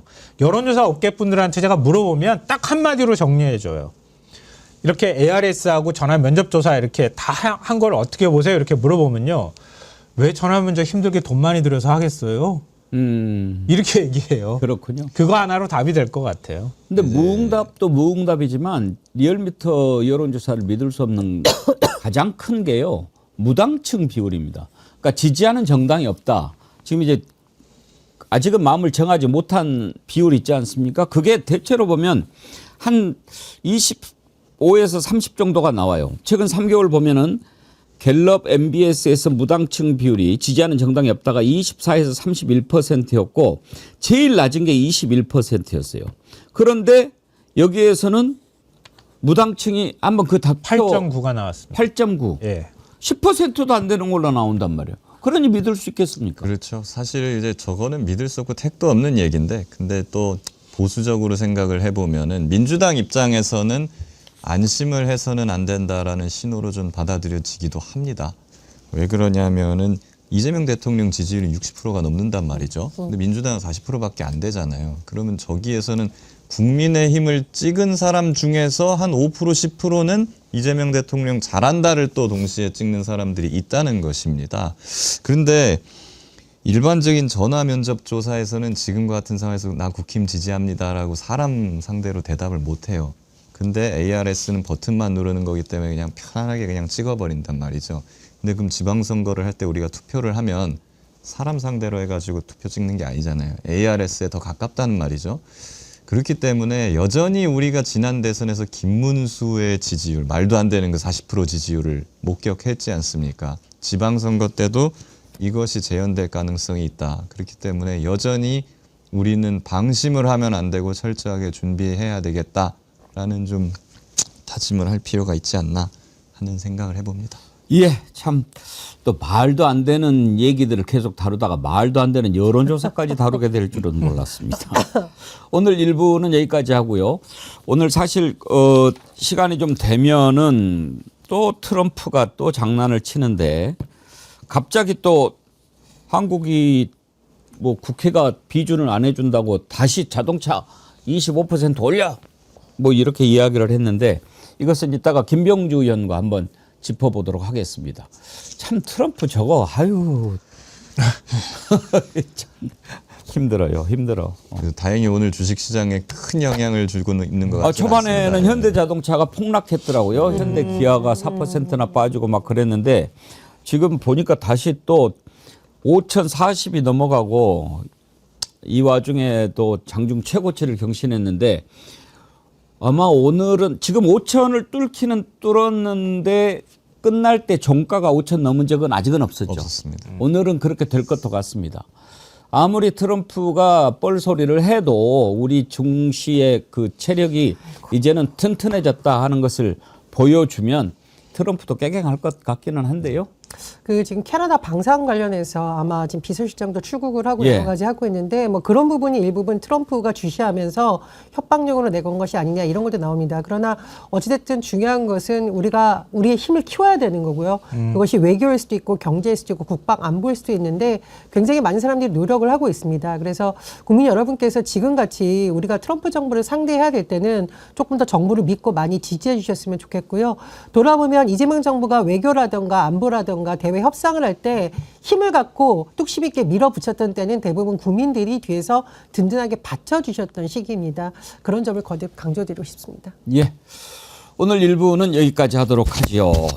함께 해주신 세 분 패널 감사드립니다. 김기현 변호사님, 전혜연 원장님, 김성환 시사평론가님 다음 주에 뵙겠습니다. 고맙습니다. 오늘 여러분께 특별한 순서를 하나 가지려고 합니다. 어제 이규현 홍보수석 인터뷰하지 않았습니까? 어제 중요한 이야기들을 많이 해가지고 상당히 그 많은 언론에서 그 기사를 이렇게 받으면서 우리 백운계 정어리 TV 소개를 많이 했습니다. KBS, MBC, 뉴시스, 조선비즈, 이데일리 또 YTN까지 이렇게 내용을 백운기의 정어리 TV를 달아서 이렇게 해주었는데, 예, 정말 그 이렇게 중요한 뉴스의 소스가 된다는 것도 상당히 기쁜 일입니다. 특히 어제 이규현 홍보수석이 오면서 선물을 하나 가져왔는데요. 오늘 여러분께 좀 소개를 하려고 합니다. 왜냐하면 이 선물을 제가 받기는 했지만 우리 정어리원 여러분들께 드리는 선물이라고 생각을 해서요. 짜잔. 이재명 대통령 시계를 저한테 선물을 해줬습니다. 이건 정말 여러분들한테 주시는 선물인데 제가 대신 받은 겁니다. 그래서 오늘 여러분들 앞에서 언박싱을 한번 해보려고 합니다. 저도 여러분들 앞에서 여러분들에게 주는 선물이라서 안 뜯어봤어요. 이렇게 예쁘게 포장이 되어 있고요. 짜잔. 오, 이것도 포장이 또 이렇게 돼 있구나.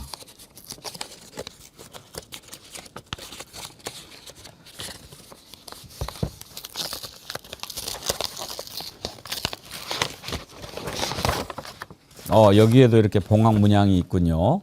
예. 네, 한번 열어보겠습니다. 여러 번 간에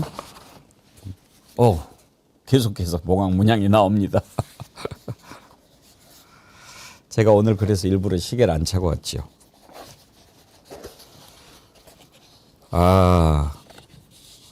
감동입니다. 대통령 이재명. 우리가 대통령 시계 없을 때 막 그 일반 시계에 그 그림을 다운받아서 하고 그랬는데 이걸 가만히 들여다보니까요. 이거 죄송합니다. 제가 대표로 받아서 뒤에 국민이 주인인 나라 이렇게 쓰여 있습니다. 국민주권정부 이재명 정부, 이재명 대통령이 항상 강조하는 국민이 주인인 나라. 그리고 이 안에 대통령 사인이 들어있는데요. 가만히 보면 안에 문양이 태극 문양이 있어요. 태극 문양 보입니까? 어떻게 해야 잘 보이나? 네. 네. 예. 이재명 대통령님 감사합니다. 잘 차겠습니다. 더욱 정확하게 시간을 맞춰서 우리 정의리원들 만나도록 하겠습니다. 어제 이 시계를 전해준 이규현 수석께도 감사드립니다. 네, 여러분 어울립니까? 예. 여러분을 대신해서 제가 받았습니다. 제가 잘 차겠습니다. 감사드리고요.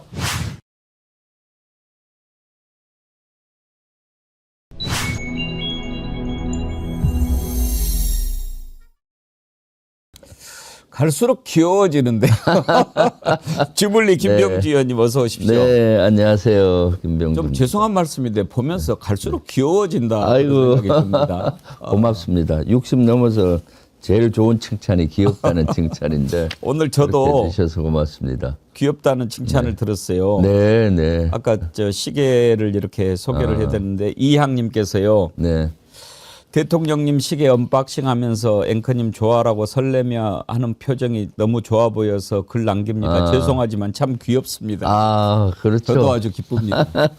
근데 네. 시계 받으셨네요. 시계 아주 이재명 깔끔하고 대통령. 예쁜데 네. 의원님은 시계 이거 안 받았어요? 네, 받았습니다. 받았습니까? 네, 네, 네. 의원님은 다 하나씩 드렸나요?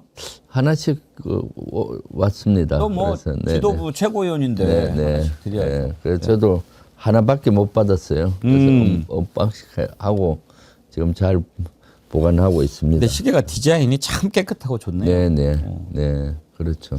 오늘 이제 좀 여쭤볼 게 많습니다. 보니까 사안들이 굵직굵직한 게 많아가지고 그렇죠. 지금 캐나다 잠수함 수주전 때문에 비서실장 장관 또 캐나다 갔고 또 미국이 새로운 국방 전략 내놨고 또 트럼프가 또 갑자기 관세 올린다고 이렇게 또 난리를 치고 거기에 우리 김병주 의원님 지역구인 남양주에 또 최은순 요양원 관련한 사안도 있고 이런 거 좀 오늘 여쭤볼 게 많은데 그 전에 오늘 아침에 이제 이해찬 총리 유해가 우리 고국에 도착하지 않았습니까? 그렇죠. 오늘 다들 공항에 이렇게 나간 걸로 알고 있는데 김 의원님도 가셨나요? 아니요, 저는 가려고 했더니 최고 지도부만 오도록 그 공간이 좁다고 당 지도부만 오도록 하고 이제 서울대 병원으로 전 의원들은 그쪽에 와서 추모했으면 좋겠다라고 해서 못 갔죠. 그러셨군요. 네. 정청래 대표가 상주 역할을 맡기로 했다고 하더군요. 네. 이해찬 총리 사회장으로 치르게 돼서 좀 아쉽다 하는 생각이 있었는데 이제 민주평통 기관장을 함께 그렇죠. 이렇게 하기로 기관장과 해서 사회장을 함께 조금이라도 좀 마음이 놓이는데 우리 마음 같아서는 국민장을 해도 되지 않을 뿐인가 싶은데요. 그럼요. 그 정도로 역사적으로 기여를 많이 하셨죠. 사실 우리 민주주의가 흔들릴 때 민주주의를 지켜내고 정치에 큰 버팀목 역할을 했지 않습니까? 그렇기 때문에 국민장을 해도 충분하신 분이라고 저는 생각하고 있거든요. 그리고 저는 또 개인적으로 너무 슬프고 그렇습니다. 왜냐하면 저를 저의 정치 스승이면서 멘토예요. 왜냐하면은 제가 정치에 입문한 것은 이해찬 총리라고 부르셔도 좋고 대표로 이해찬 총리님이 저를 영입을 해주셨죠. 21대 총선을 앞두고 이해찬 대표님께서 그때 대표 시절이었거든요. 그래서 저를 처음에는 제가 정치 제의가 했을 때 거절을 했었는데 여러 번 간곡히 말씀하시고 그래서 지금 민주당에서 안보를 좀 책임져 달라 간곡한 말씀에 영입이 이제 3호로 영입이 됐고요. 그리고 비례대표 국회의원을 하면서도 저를 영입하신 분이니까 되게 기여해 주시면서 실질적으로 많은 지원을 해 주셨고요. 그리고 제가 정치적인 어떤 결심을 할 때는 항상 상의도 드렸고요. 예를 들어서 지역구 가야 될 때라든가 또 최고위원 나가야 될 때라든가 또 이번에 경기도지사 나갈 때도 상의를 드렸었고요. 사실 한 달 전에 저녁 식사를 같이 했었거든요. 네. 그때 경기도지사 나간다고 했더니 좋아하시고 또 응원도 많이 해주시고요. 그리고 경기도지사 준비하고 있는데 어떻게 준비하면 되는지 한 수 가르쳐달라. 정치 구단이시잖아요. 그랬더니 유튜브를 말씀하시더라고요. 경선이 중요하니까 대형 유튜브에 좀 많이 나가서 홍보를 해라. 그렇게 말씀했던 기억이 쟁쟁합니다. 네. 이재명 대통령 슬픔도 참 크실 거예요. 네. 이재명 대통령도 참 멘토로 이해찬 총리 따랐고 그런데 저는 이제 그런 기대를 조금 해보는데 이해찬 총리가 남북관계 개선에도 역할을 많이 하지 않았습니까? 네. 지금은 완전히 남북관계가 단절이 돼 있습니다만은 사실 그 전에는 정말 그 이호 여사 돌아가셨을 때는 이렇게 꽃다발도 가지고 오고 그렇게 그 조문 외교가 있었거든요. 근데 이번에 그렇게 지금 남북 관계로 봤을 때 그 정도까지는 아니어도 도전을 보낸다든지 뭐 이런 정도로 조의를 표시한다면 뭔가 그 실마리가 좀 되지 않을까 싶은데 어떨까요? 그렇죠. 그렇게 하면은 그것이 좀 평화의 물꼬를 터는데 아주 결정적인 역할을 할 텐데 글쎄 북한이 지금 너무 문을 닫고 있어서 그렇게까지 기대하기는 어려울 것 같습니다. 좀 물꼬가 터져서 대화 국면이었다면은 충분히 그럴 텐데 지금은 조금 기대하기는 저는 어렵지 않겠나라는 생각을 하고 있습니다. 우리가 이렇게 계속해서 노력을 하니까 뭔가 북한도 좀 호응을 해주면 참 좋겠는데 말이죠. 진짜로 지금 그래서 우리 당에서는 이해찬 대표님 애도하기 위해서 추모 기간을 일주일 동안 정했습니다. 그래서 지금 사회장은 닷새인데 당에서 추모 기간은 일주일로 잡으셨군요. 아니요, 그 장이 끝날 때까지. 그러니까 지난 엊그저께부터 정했으니까. 오늘부터 이제 정식 장례 기간이지만 돌아가신 날부터 해가지고 일주일간. 그리고 정쟁을 좀 피하고 또 중요한 행사도 좀 피하고 그렇게 추모 기간을 정해서 지금 숙연하게 또 추모하는 분위기로 가고 있죠. 그래서 저는 뭔가 너무 허전하고 또 진짜로 너무 슬프고 그렇습니다. 후문에 제가 이재명 정부 들어설 때 또 이재명 대통령한테 또 아주 강하게 국방부 장관 김병주 시켜야 된다고 건의를 몇 번 하셨다고 제가 다른 사람을 통해서 들은기도 했거든요.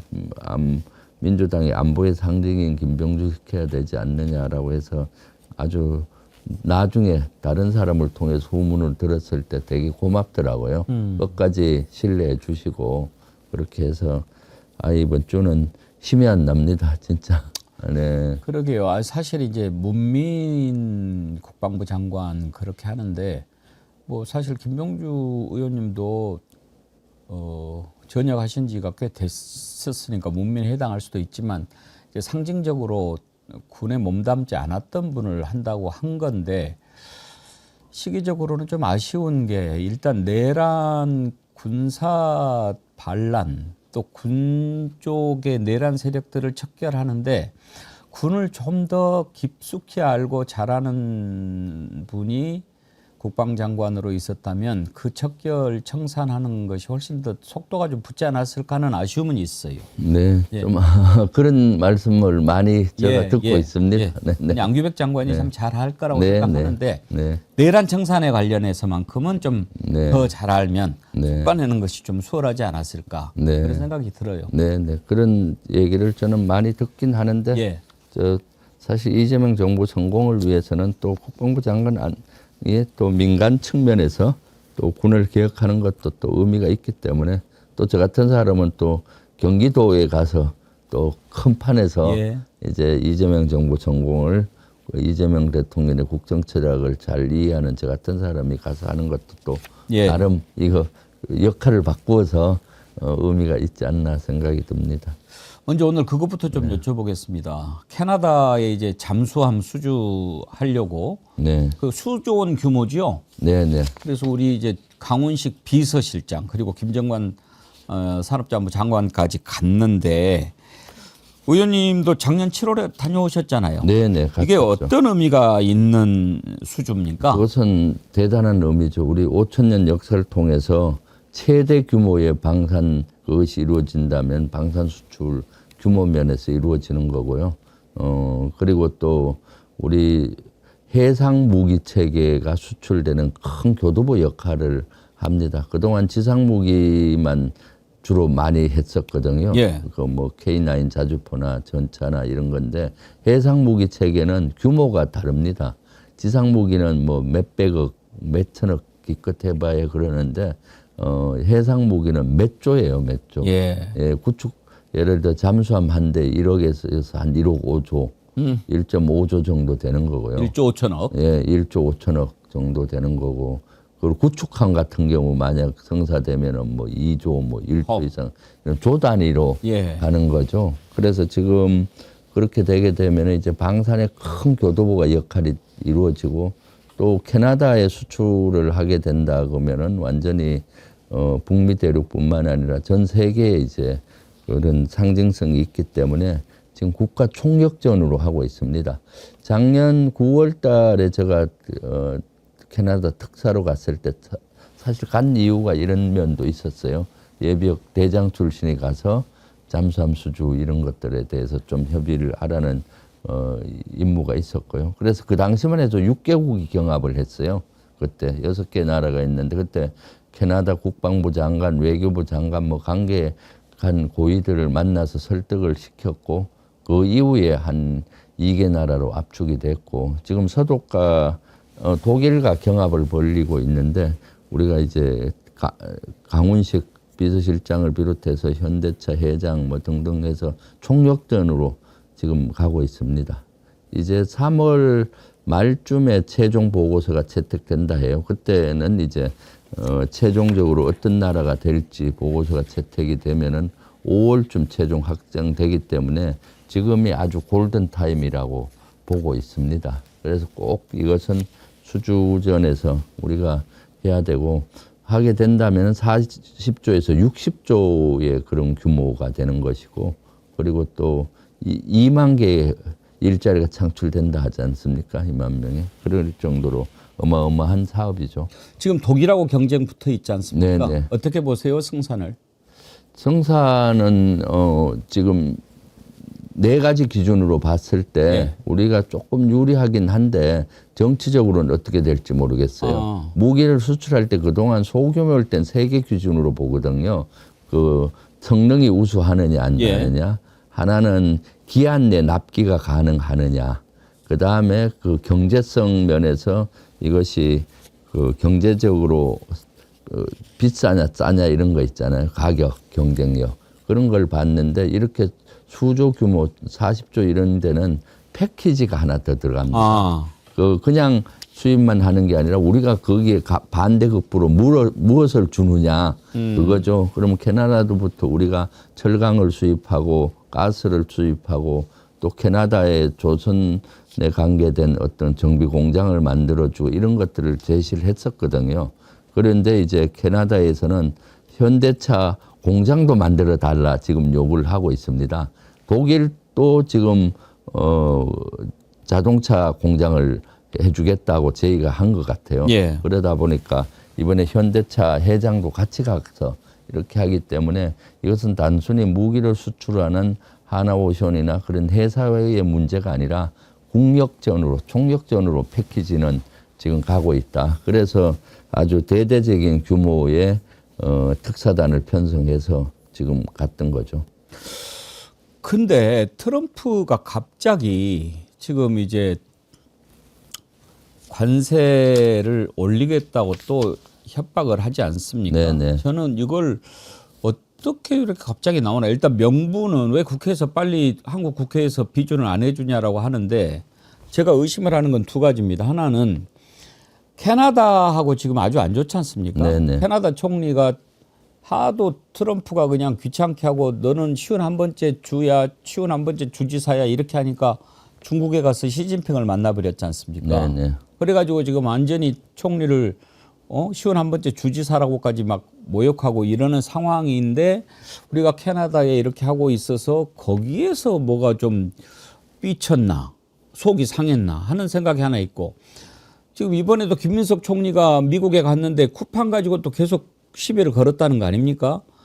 아마 쿠팡이 엄청나게 로비를 하고 있는 것 같은데 이것을 무슨 또 지렛대를 삼으려고 그러는 것인가 이런 생각이 막 드는데 왜 갑자기 이러는 것 같습니까? 아침에 저도 이걸 여러 분석을 했거든요. 예. 여러 전문가들하고도 전화로 확인을 하고 토의를 해봤을 때 뭐 두 가지 다 문제가 있을 수 있는데 일단 대미 투자 특별법에 대해서 잘못된 이런 입력이 들어간 것 같아요. 예를 들면은 국회 비준이 없어서 비준이 안 났다.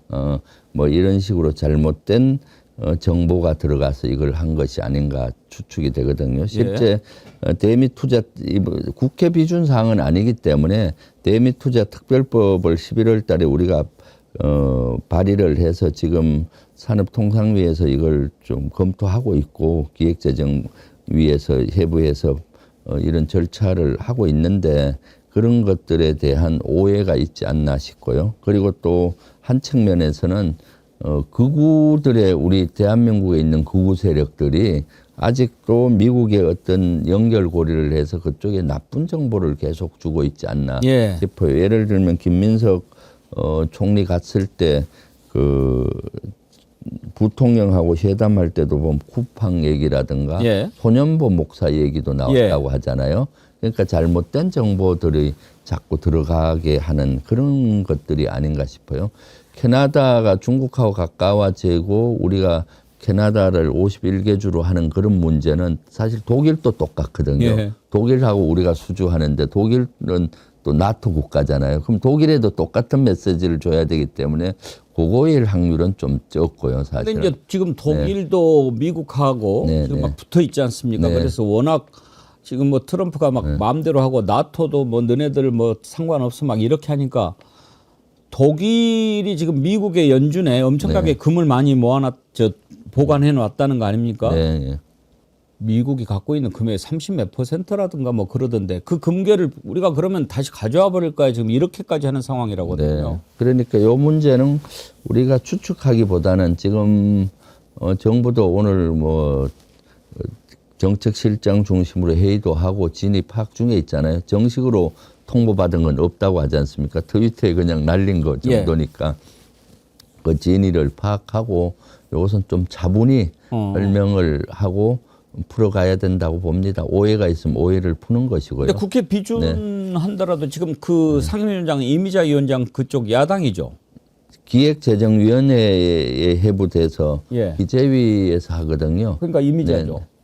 네, 그렇죠. 그런데 이것은 뭐 제가 봤을 때 대미 투자 특별법은 통과가 당연히 시켜야 되는 과제죠. 그런데 국민의힘에서는 국회 비준을 의미했는데 비준 사항은 아니기 때문에 이것을 법으로 해서 하자는 게 우리 의견이어서 이렇게 가고 있기 때문에 이걸 빨리 오늘 또 이제 여기에 대해서 당정회의를 하고 있습니다. 어떻게 할지. 그래서 최대한 빨리 우리 국회에서 대미 투자 특별법을 통과시켜서 원래대로 트럼프가 갈 수 있게 그렇게 발빠르게 조치를 하고 미국에도 그런 걸 얘기해야 돼. 전형적인 뭐 트럼프식의 어떤 협상 그런 거라든가 어디로 뛸지 모르는 트럼프식 그거기 때문에 조금 진위를 잘 살펴볼 필요가 있다 봅니다. 아, 그나저나 참 트럼프 어떻게 대응을 해야 될지 참 머리 아파요. 네, 럭비공처럼 어디로 튈지 모르니까. 아, 그리고 미국에서도 지금 벌어지는 거 보면은 네. 이제 오바마 전 대통령까지 나서가지고 다 국민들 들고 일어나야 된다라고 하지 않습니까? 네네. 해도 너무하니까. 그러니까요. 아, 외국 이민자들에 대해서도 그렇지만 자기 국민들도 저렇게 마음대로 막 총을 쏴버리고 그렇게 하지 않습니까? 네네. 네. 그러니까 지금 세계가 지금 진짜로 나쁜 방향으로 가고 있지 않나 싶어요. 지난번까지는 무역이나 경제도 전쟁, 경제 전쟁, 무역 전쟁이었는데 이제 군사력을 동원한 전쟁이 일상화돼 가고 있지 않습니까? 그리고 국내에서도 미국 국내에서도 저런 혼란한 상황, 인권 이런 것들이 문제가 되고 있고요. 네. 그러니까 저런 천박한 생각을 갖고 있는 사람을 뽑은 그 국민들도 문제가 있는 거지요. 아니 세상에 민주주의나 평화하고는 거리가 멀어도 한참 먼 사람인데 네. 아니 오죽하면 자기 입으로 나 노벨 평화상 안 줘서 이제 나는 평화 뭐 상관없어 이렇게 본인 이야기를 하잖아요. 네. 참 어린애도 아니고 그게 뭡니까? 근데 지금 그런 식으로 트럼프가 하니까 아이 세상에 5살짜리 어린이를 그냥 미끼로 쓰지를 않나. 미국 시민인데 그 추운 겨울에 팬티 차림에 그냥 담요만 하나 뒤집어 씌워가지고 연행을 했다가 문제없네 들어가 이렇게 하고 사과 한마디 하질 않나. 이런 식으로 지금 하고 있으니까 도대체 네. 미국이라고 하는 나라가 어떤 가치를 가지고 살아가는가 국민 세계인들이 지금 다 걱정하지 않습니까? 그럼요. 네. 더군다나 자기가 지금 중국하고 이렇게 겨루고 있으면은 오히려 더 그 진영에 있는 동맹들을 잘 그 결속을 시켜야지. 뭐 유엔 필요 없어 나 새로 만들래. 나토 너네들이 우리 뭐 도와준 거 있어. 이렇게 해가지고 미국 혼자 살 수 있습니까? 그러니까요. 지금 미국이 각오로 회귀하는 것 같아요. 예. 그동안은 경찰 국가를 자임하면서 세계 평화를 위해서 기여했는데 이제는 모든 것이 미국 국익에 우선을 해서 미국하고 패권 경쟁에서 본인들 이익에 지키는 데만 좀 혈안이 돼 있죠. 그러다 보니까 가장 그 우려하는 데가 미국과 동맹을 맺었던 국가들, 특히 나토라든가 뭐 지금 머리 아파하고 있죠. 캐나다하고는 거의 뭐 진짜 엄청난 동맹국이었는데 51번째 주라고 저렇게 하니까 캐나다도 이제는 미국에 의존해서는 안 되겠다 하고 캐나다 내 반미 감정이 엄청나거든요. 예. 전에 가보니까 캐나다에서는 미국산 물품 안 사기 운동, 불매 운동도 벌이고 있더라고요. 네.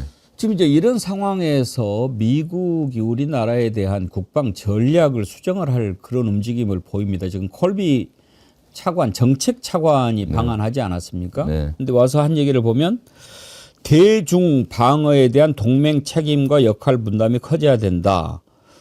이런 얘기를 했습니다. 그러면 앞으로 주한미군 임무의 초점이 대북에서 대중으로 옮겨간다는 얘기라고 봐야 됩니까? 뭐 그런 비중이 좀 더 대중 쪽으로 확대된다고 봐야 되겠죠. 예. 근데 사실 이것은 지금 노고라가 되는 고 있는데 사실 2000년대부터 이미 미국은 주한미군의 역할을 북한에 국한하지 않고 실제 중국 견제를 하는데 본인들이 계속 노력을 해왔었죠. 그렇지만 우리는 줄기차게 주한미군은 북한의 위협에 대응하는 것이다 라고 그런 것들을 계속 요구를 했고 SCM 문서라든가 이런 데 열려고 노력했는데 이제는 노골적으로 실제 주한미군의 역할이 북한 위협을 넘어서 중국을 견제하는 데 예. 써야 된다라고 지금 요구를 하고 있죠.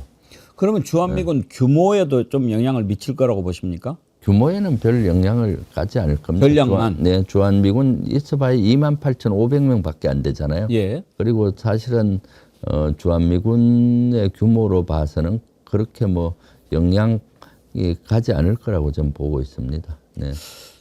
또 하나는 이번에 이제 트럼프가 새해 들어서 각 그 전략을 이렇게 하는데 정책 순위에서 대북 문제, 북한 문제의 순위를 뒤로 뺐어요. 네.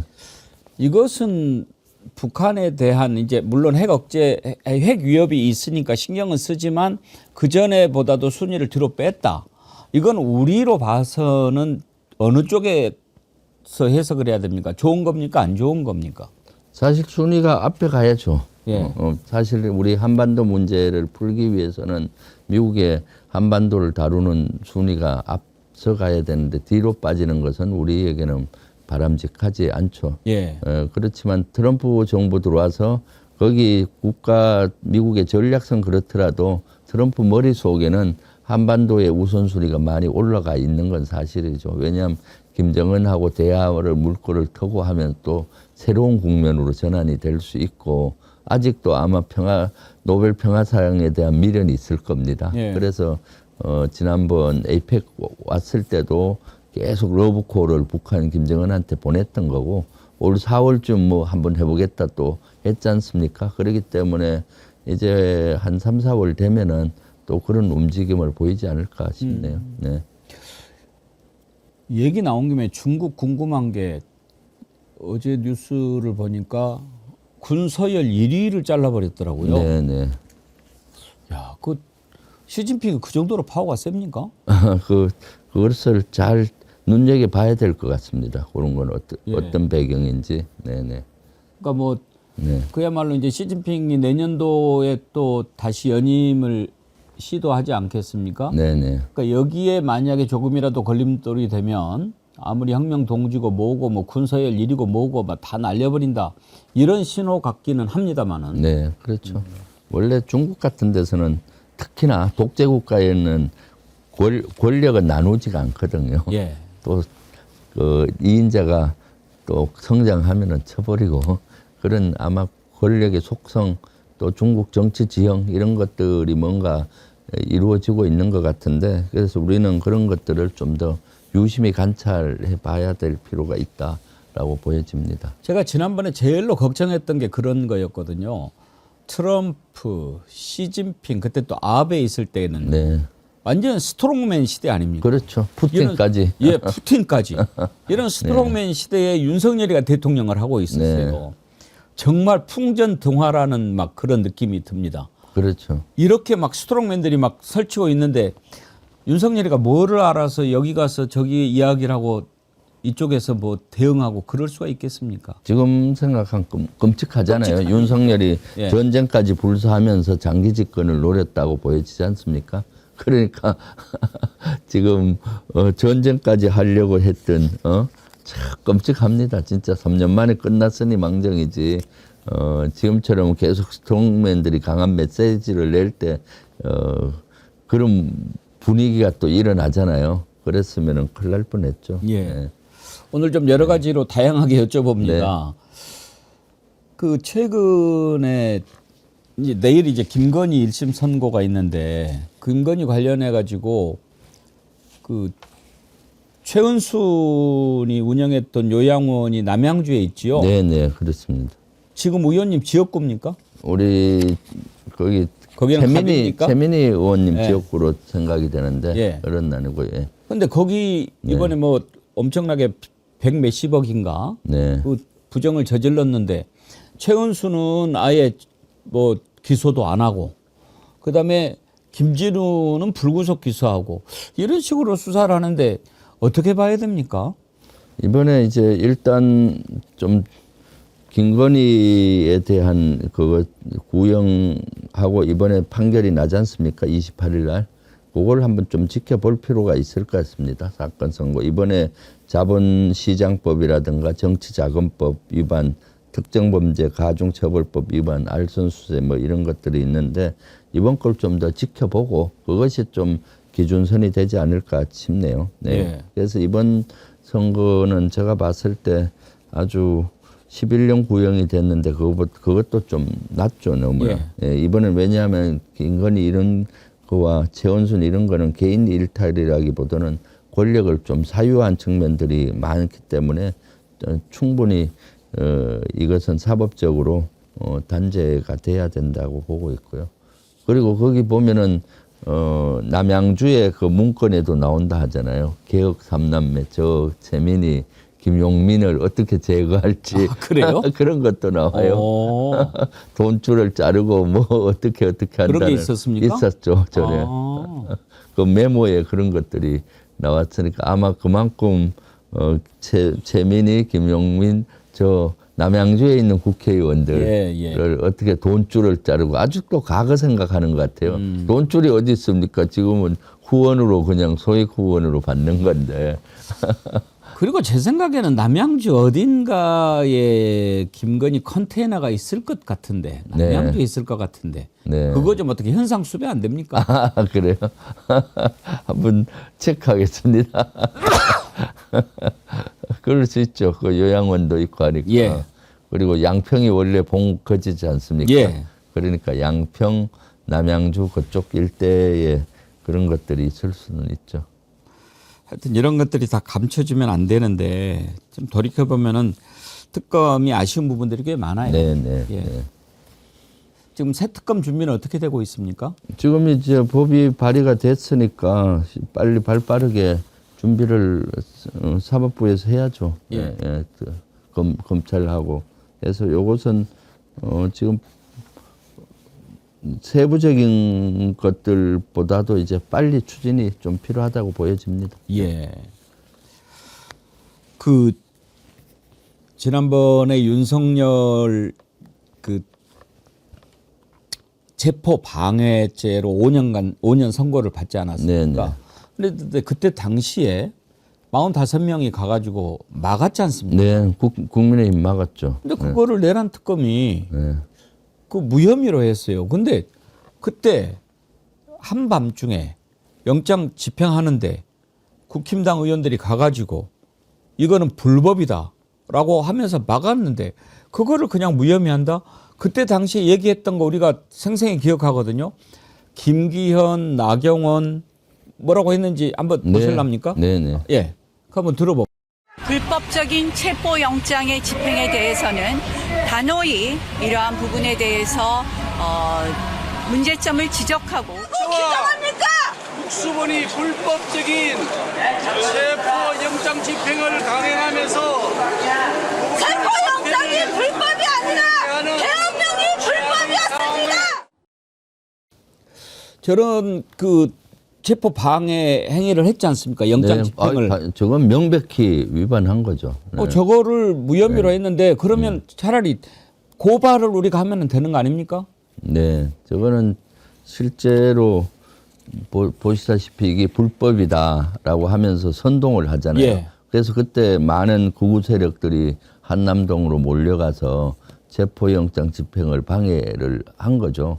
그런데 그 문에서 직접적으로 서서 스크램을 짜고 방해를 안 했다는 이유로 저렇게 하는 것은 문제가 있죠. 그러니까 지금 윤석열이가 유죄가 됐지 않습니까? 체포영장 방해에 관련된 유죄가 선고됐기 때문에 국민의힘 45명의 저 요원들도 저는 다시 수사를 해서 법적인 그런 처벌을 해야 된다고 봅니다. 네네. 근데 보니까 이렇게 고발을 하면은 이제 검찰은 무조건 수사를 해야 되지 않습니까? 근데 고발을 안 하고 있으면 또 인지 수사는 잘 안 하려고 한다고 그러더라고요. 지금 별로 인지 수사를 잘 안 하더라고요. 고발된 것조차도 잘 안 하고요. 네네. 또 고발하면 이제 해야 되니까. 그럴 때는 우리가 고발이라도 해가지고 좀 죄를 물어야 되는 거 아닌가? 당연하죠, 당연하죠. 그런 생각이 들더라고요. 네네. 끝으로 지금 이제 합당 제안을 놓고 당 내에서 의견이 좀 분분한데 어떻게 생각하십니까, 의원님은? 지금 실제 지난주부터 되게 그 의견이 분분하지 않습니까? 그래서 이번 주는 실제 애도 기간이기 때문에 거기에 대해서는 수면 밑에 내려갔고요. 다음 주부터 이제 본격적으로 논의와 숙고 시간이 있으리라고 봅니다. 그래서 먼저 의총을 열어서 국회의원들의 의견을 좀 듣고요. 또 그런 결과들을 공개해서 우리 당원들의 의견을 듣는 이제 투표 절차를 갈 것으로 보이고, 그럼 나중에 다시 최고위, 뭐 중앙위 이런 거쳐야 되는 거죠. 지금은 이제 충분히 정보가 같지 않습니까? 여기서는 분명히 유불리가 있습니다. 합당했을 때 유리하거나 불리한 모든 것이 있기 때문에 당원들의 이제 투표를 통해서 당원들의 뜻으로 결정이 될 확률이 많죠. 그래서 어쨌거나 지금 요 문제로 별도로 의총은 아직 안 열었거든요. 원래 이번 주 빨리 열려고 했는데 지금 이런 애도 기간을 예. 맞이해서 지금 하는 건 적절하지 않고요. 이번 주는 수면 밑에 놓고 다음 주부터 그러한 절차를 하나하나 밟아가고 그 당원의 뜻에 따라야 된다라고 보여집니다. 무엇보다도 그냥 가장 큰 기준이나 원칙은 이재명 정부의 성공 네. 그리고 또 6.3 선거에서의 압도적인 승리 네. 이걸 목표로 두고 하다 보면은 네. 다른 부분들은 좀 잘 정리가 되지 않겠습니까? 네, 저도 이것을 볼 때 어떤 유불리를 보지만 원칙이 있어야 되잖아요. 보는 기준. 고려요소가 말씀하신 대로 지난번에 제가 요 방송에 나와서도 두 가지 제기했는데 이재명 정부 성공을 위해서 과연 합당이 맞느냐 안 맞느냐 첫 번째 기준하고 두 번째 6.3 선거에서 우리가 압도적으로 승리해야 되고 내란이 한 몸인 국민의힘을 완전히 해체 수준까지 심판을 해야 됩니다. 예. 여기에 합당과 유리할까 말 것인가의 기준을 가지고 우리 당원분들이 본인의 의사를 표로서 행사했으면 좋겠습니다. 예. 네. 알겠습니다. 오늘 여기까지 할까 하는데 혹시 뭐 더 네. 준비하신 말씀 있으십니까?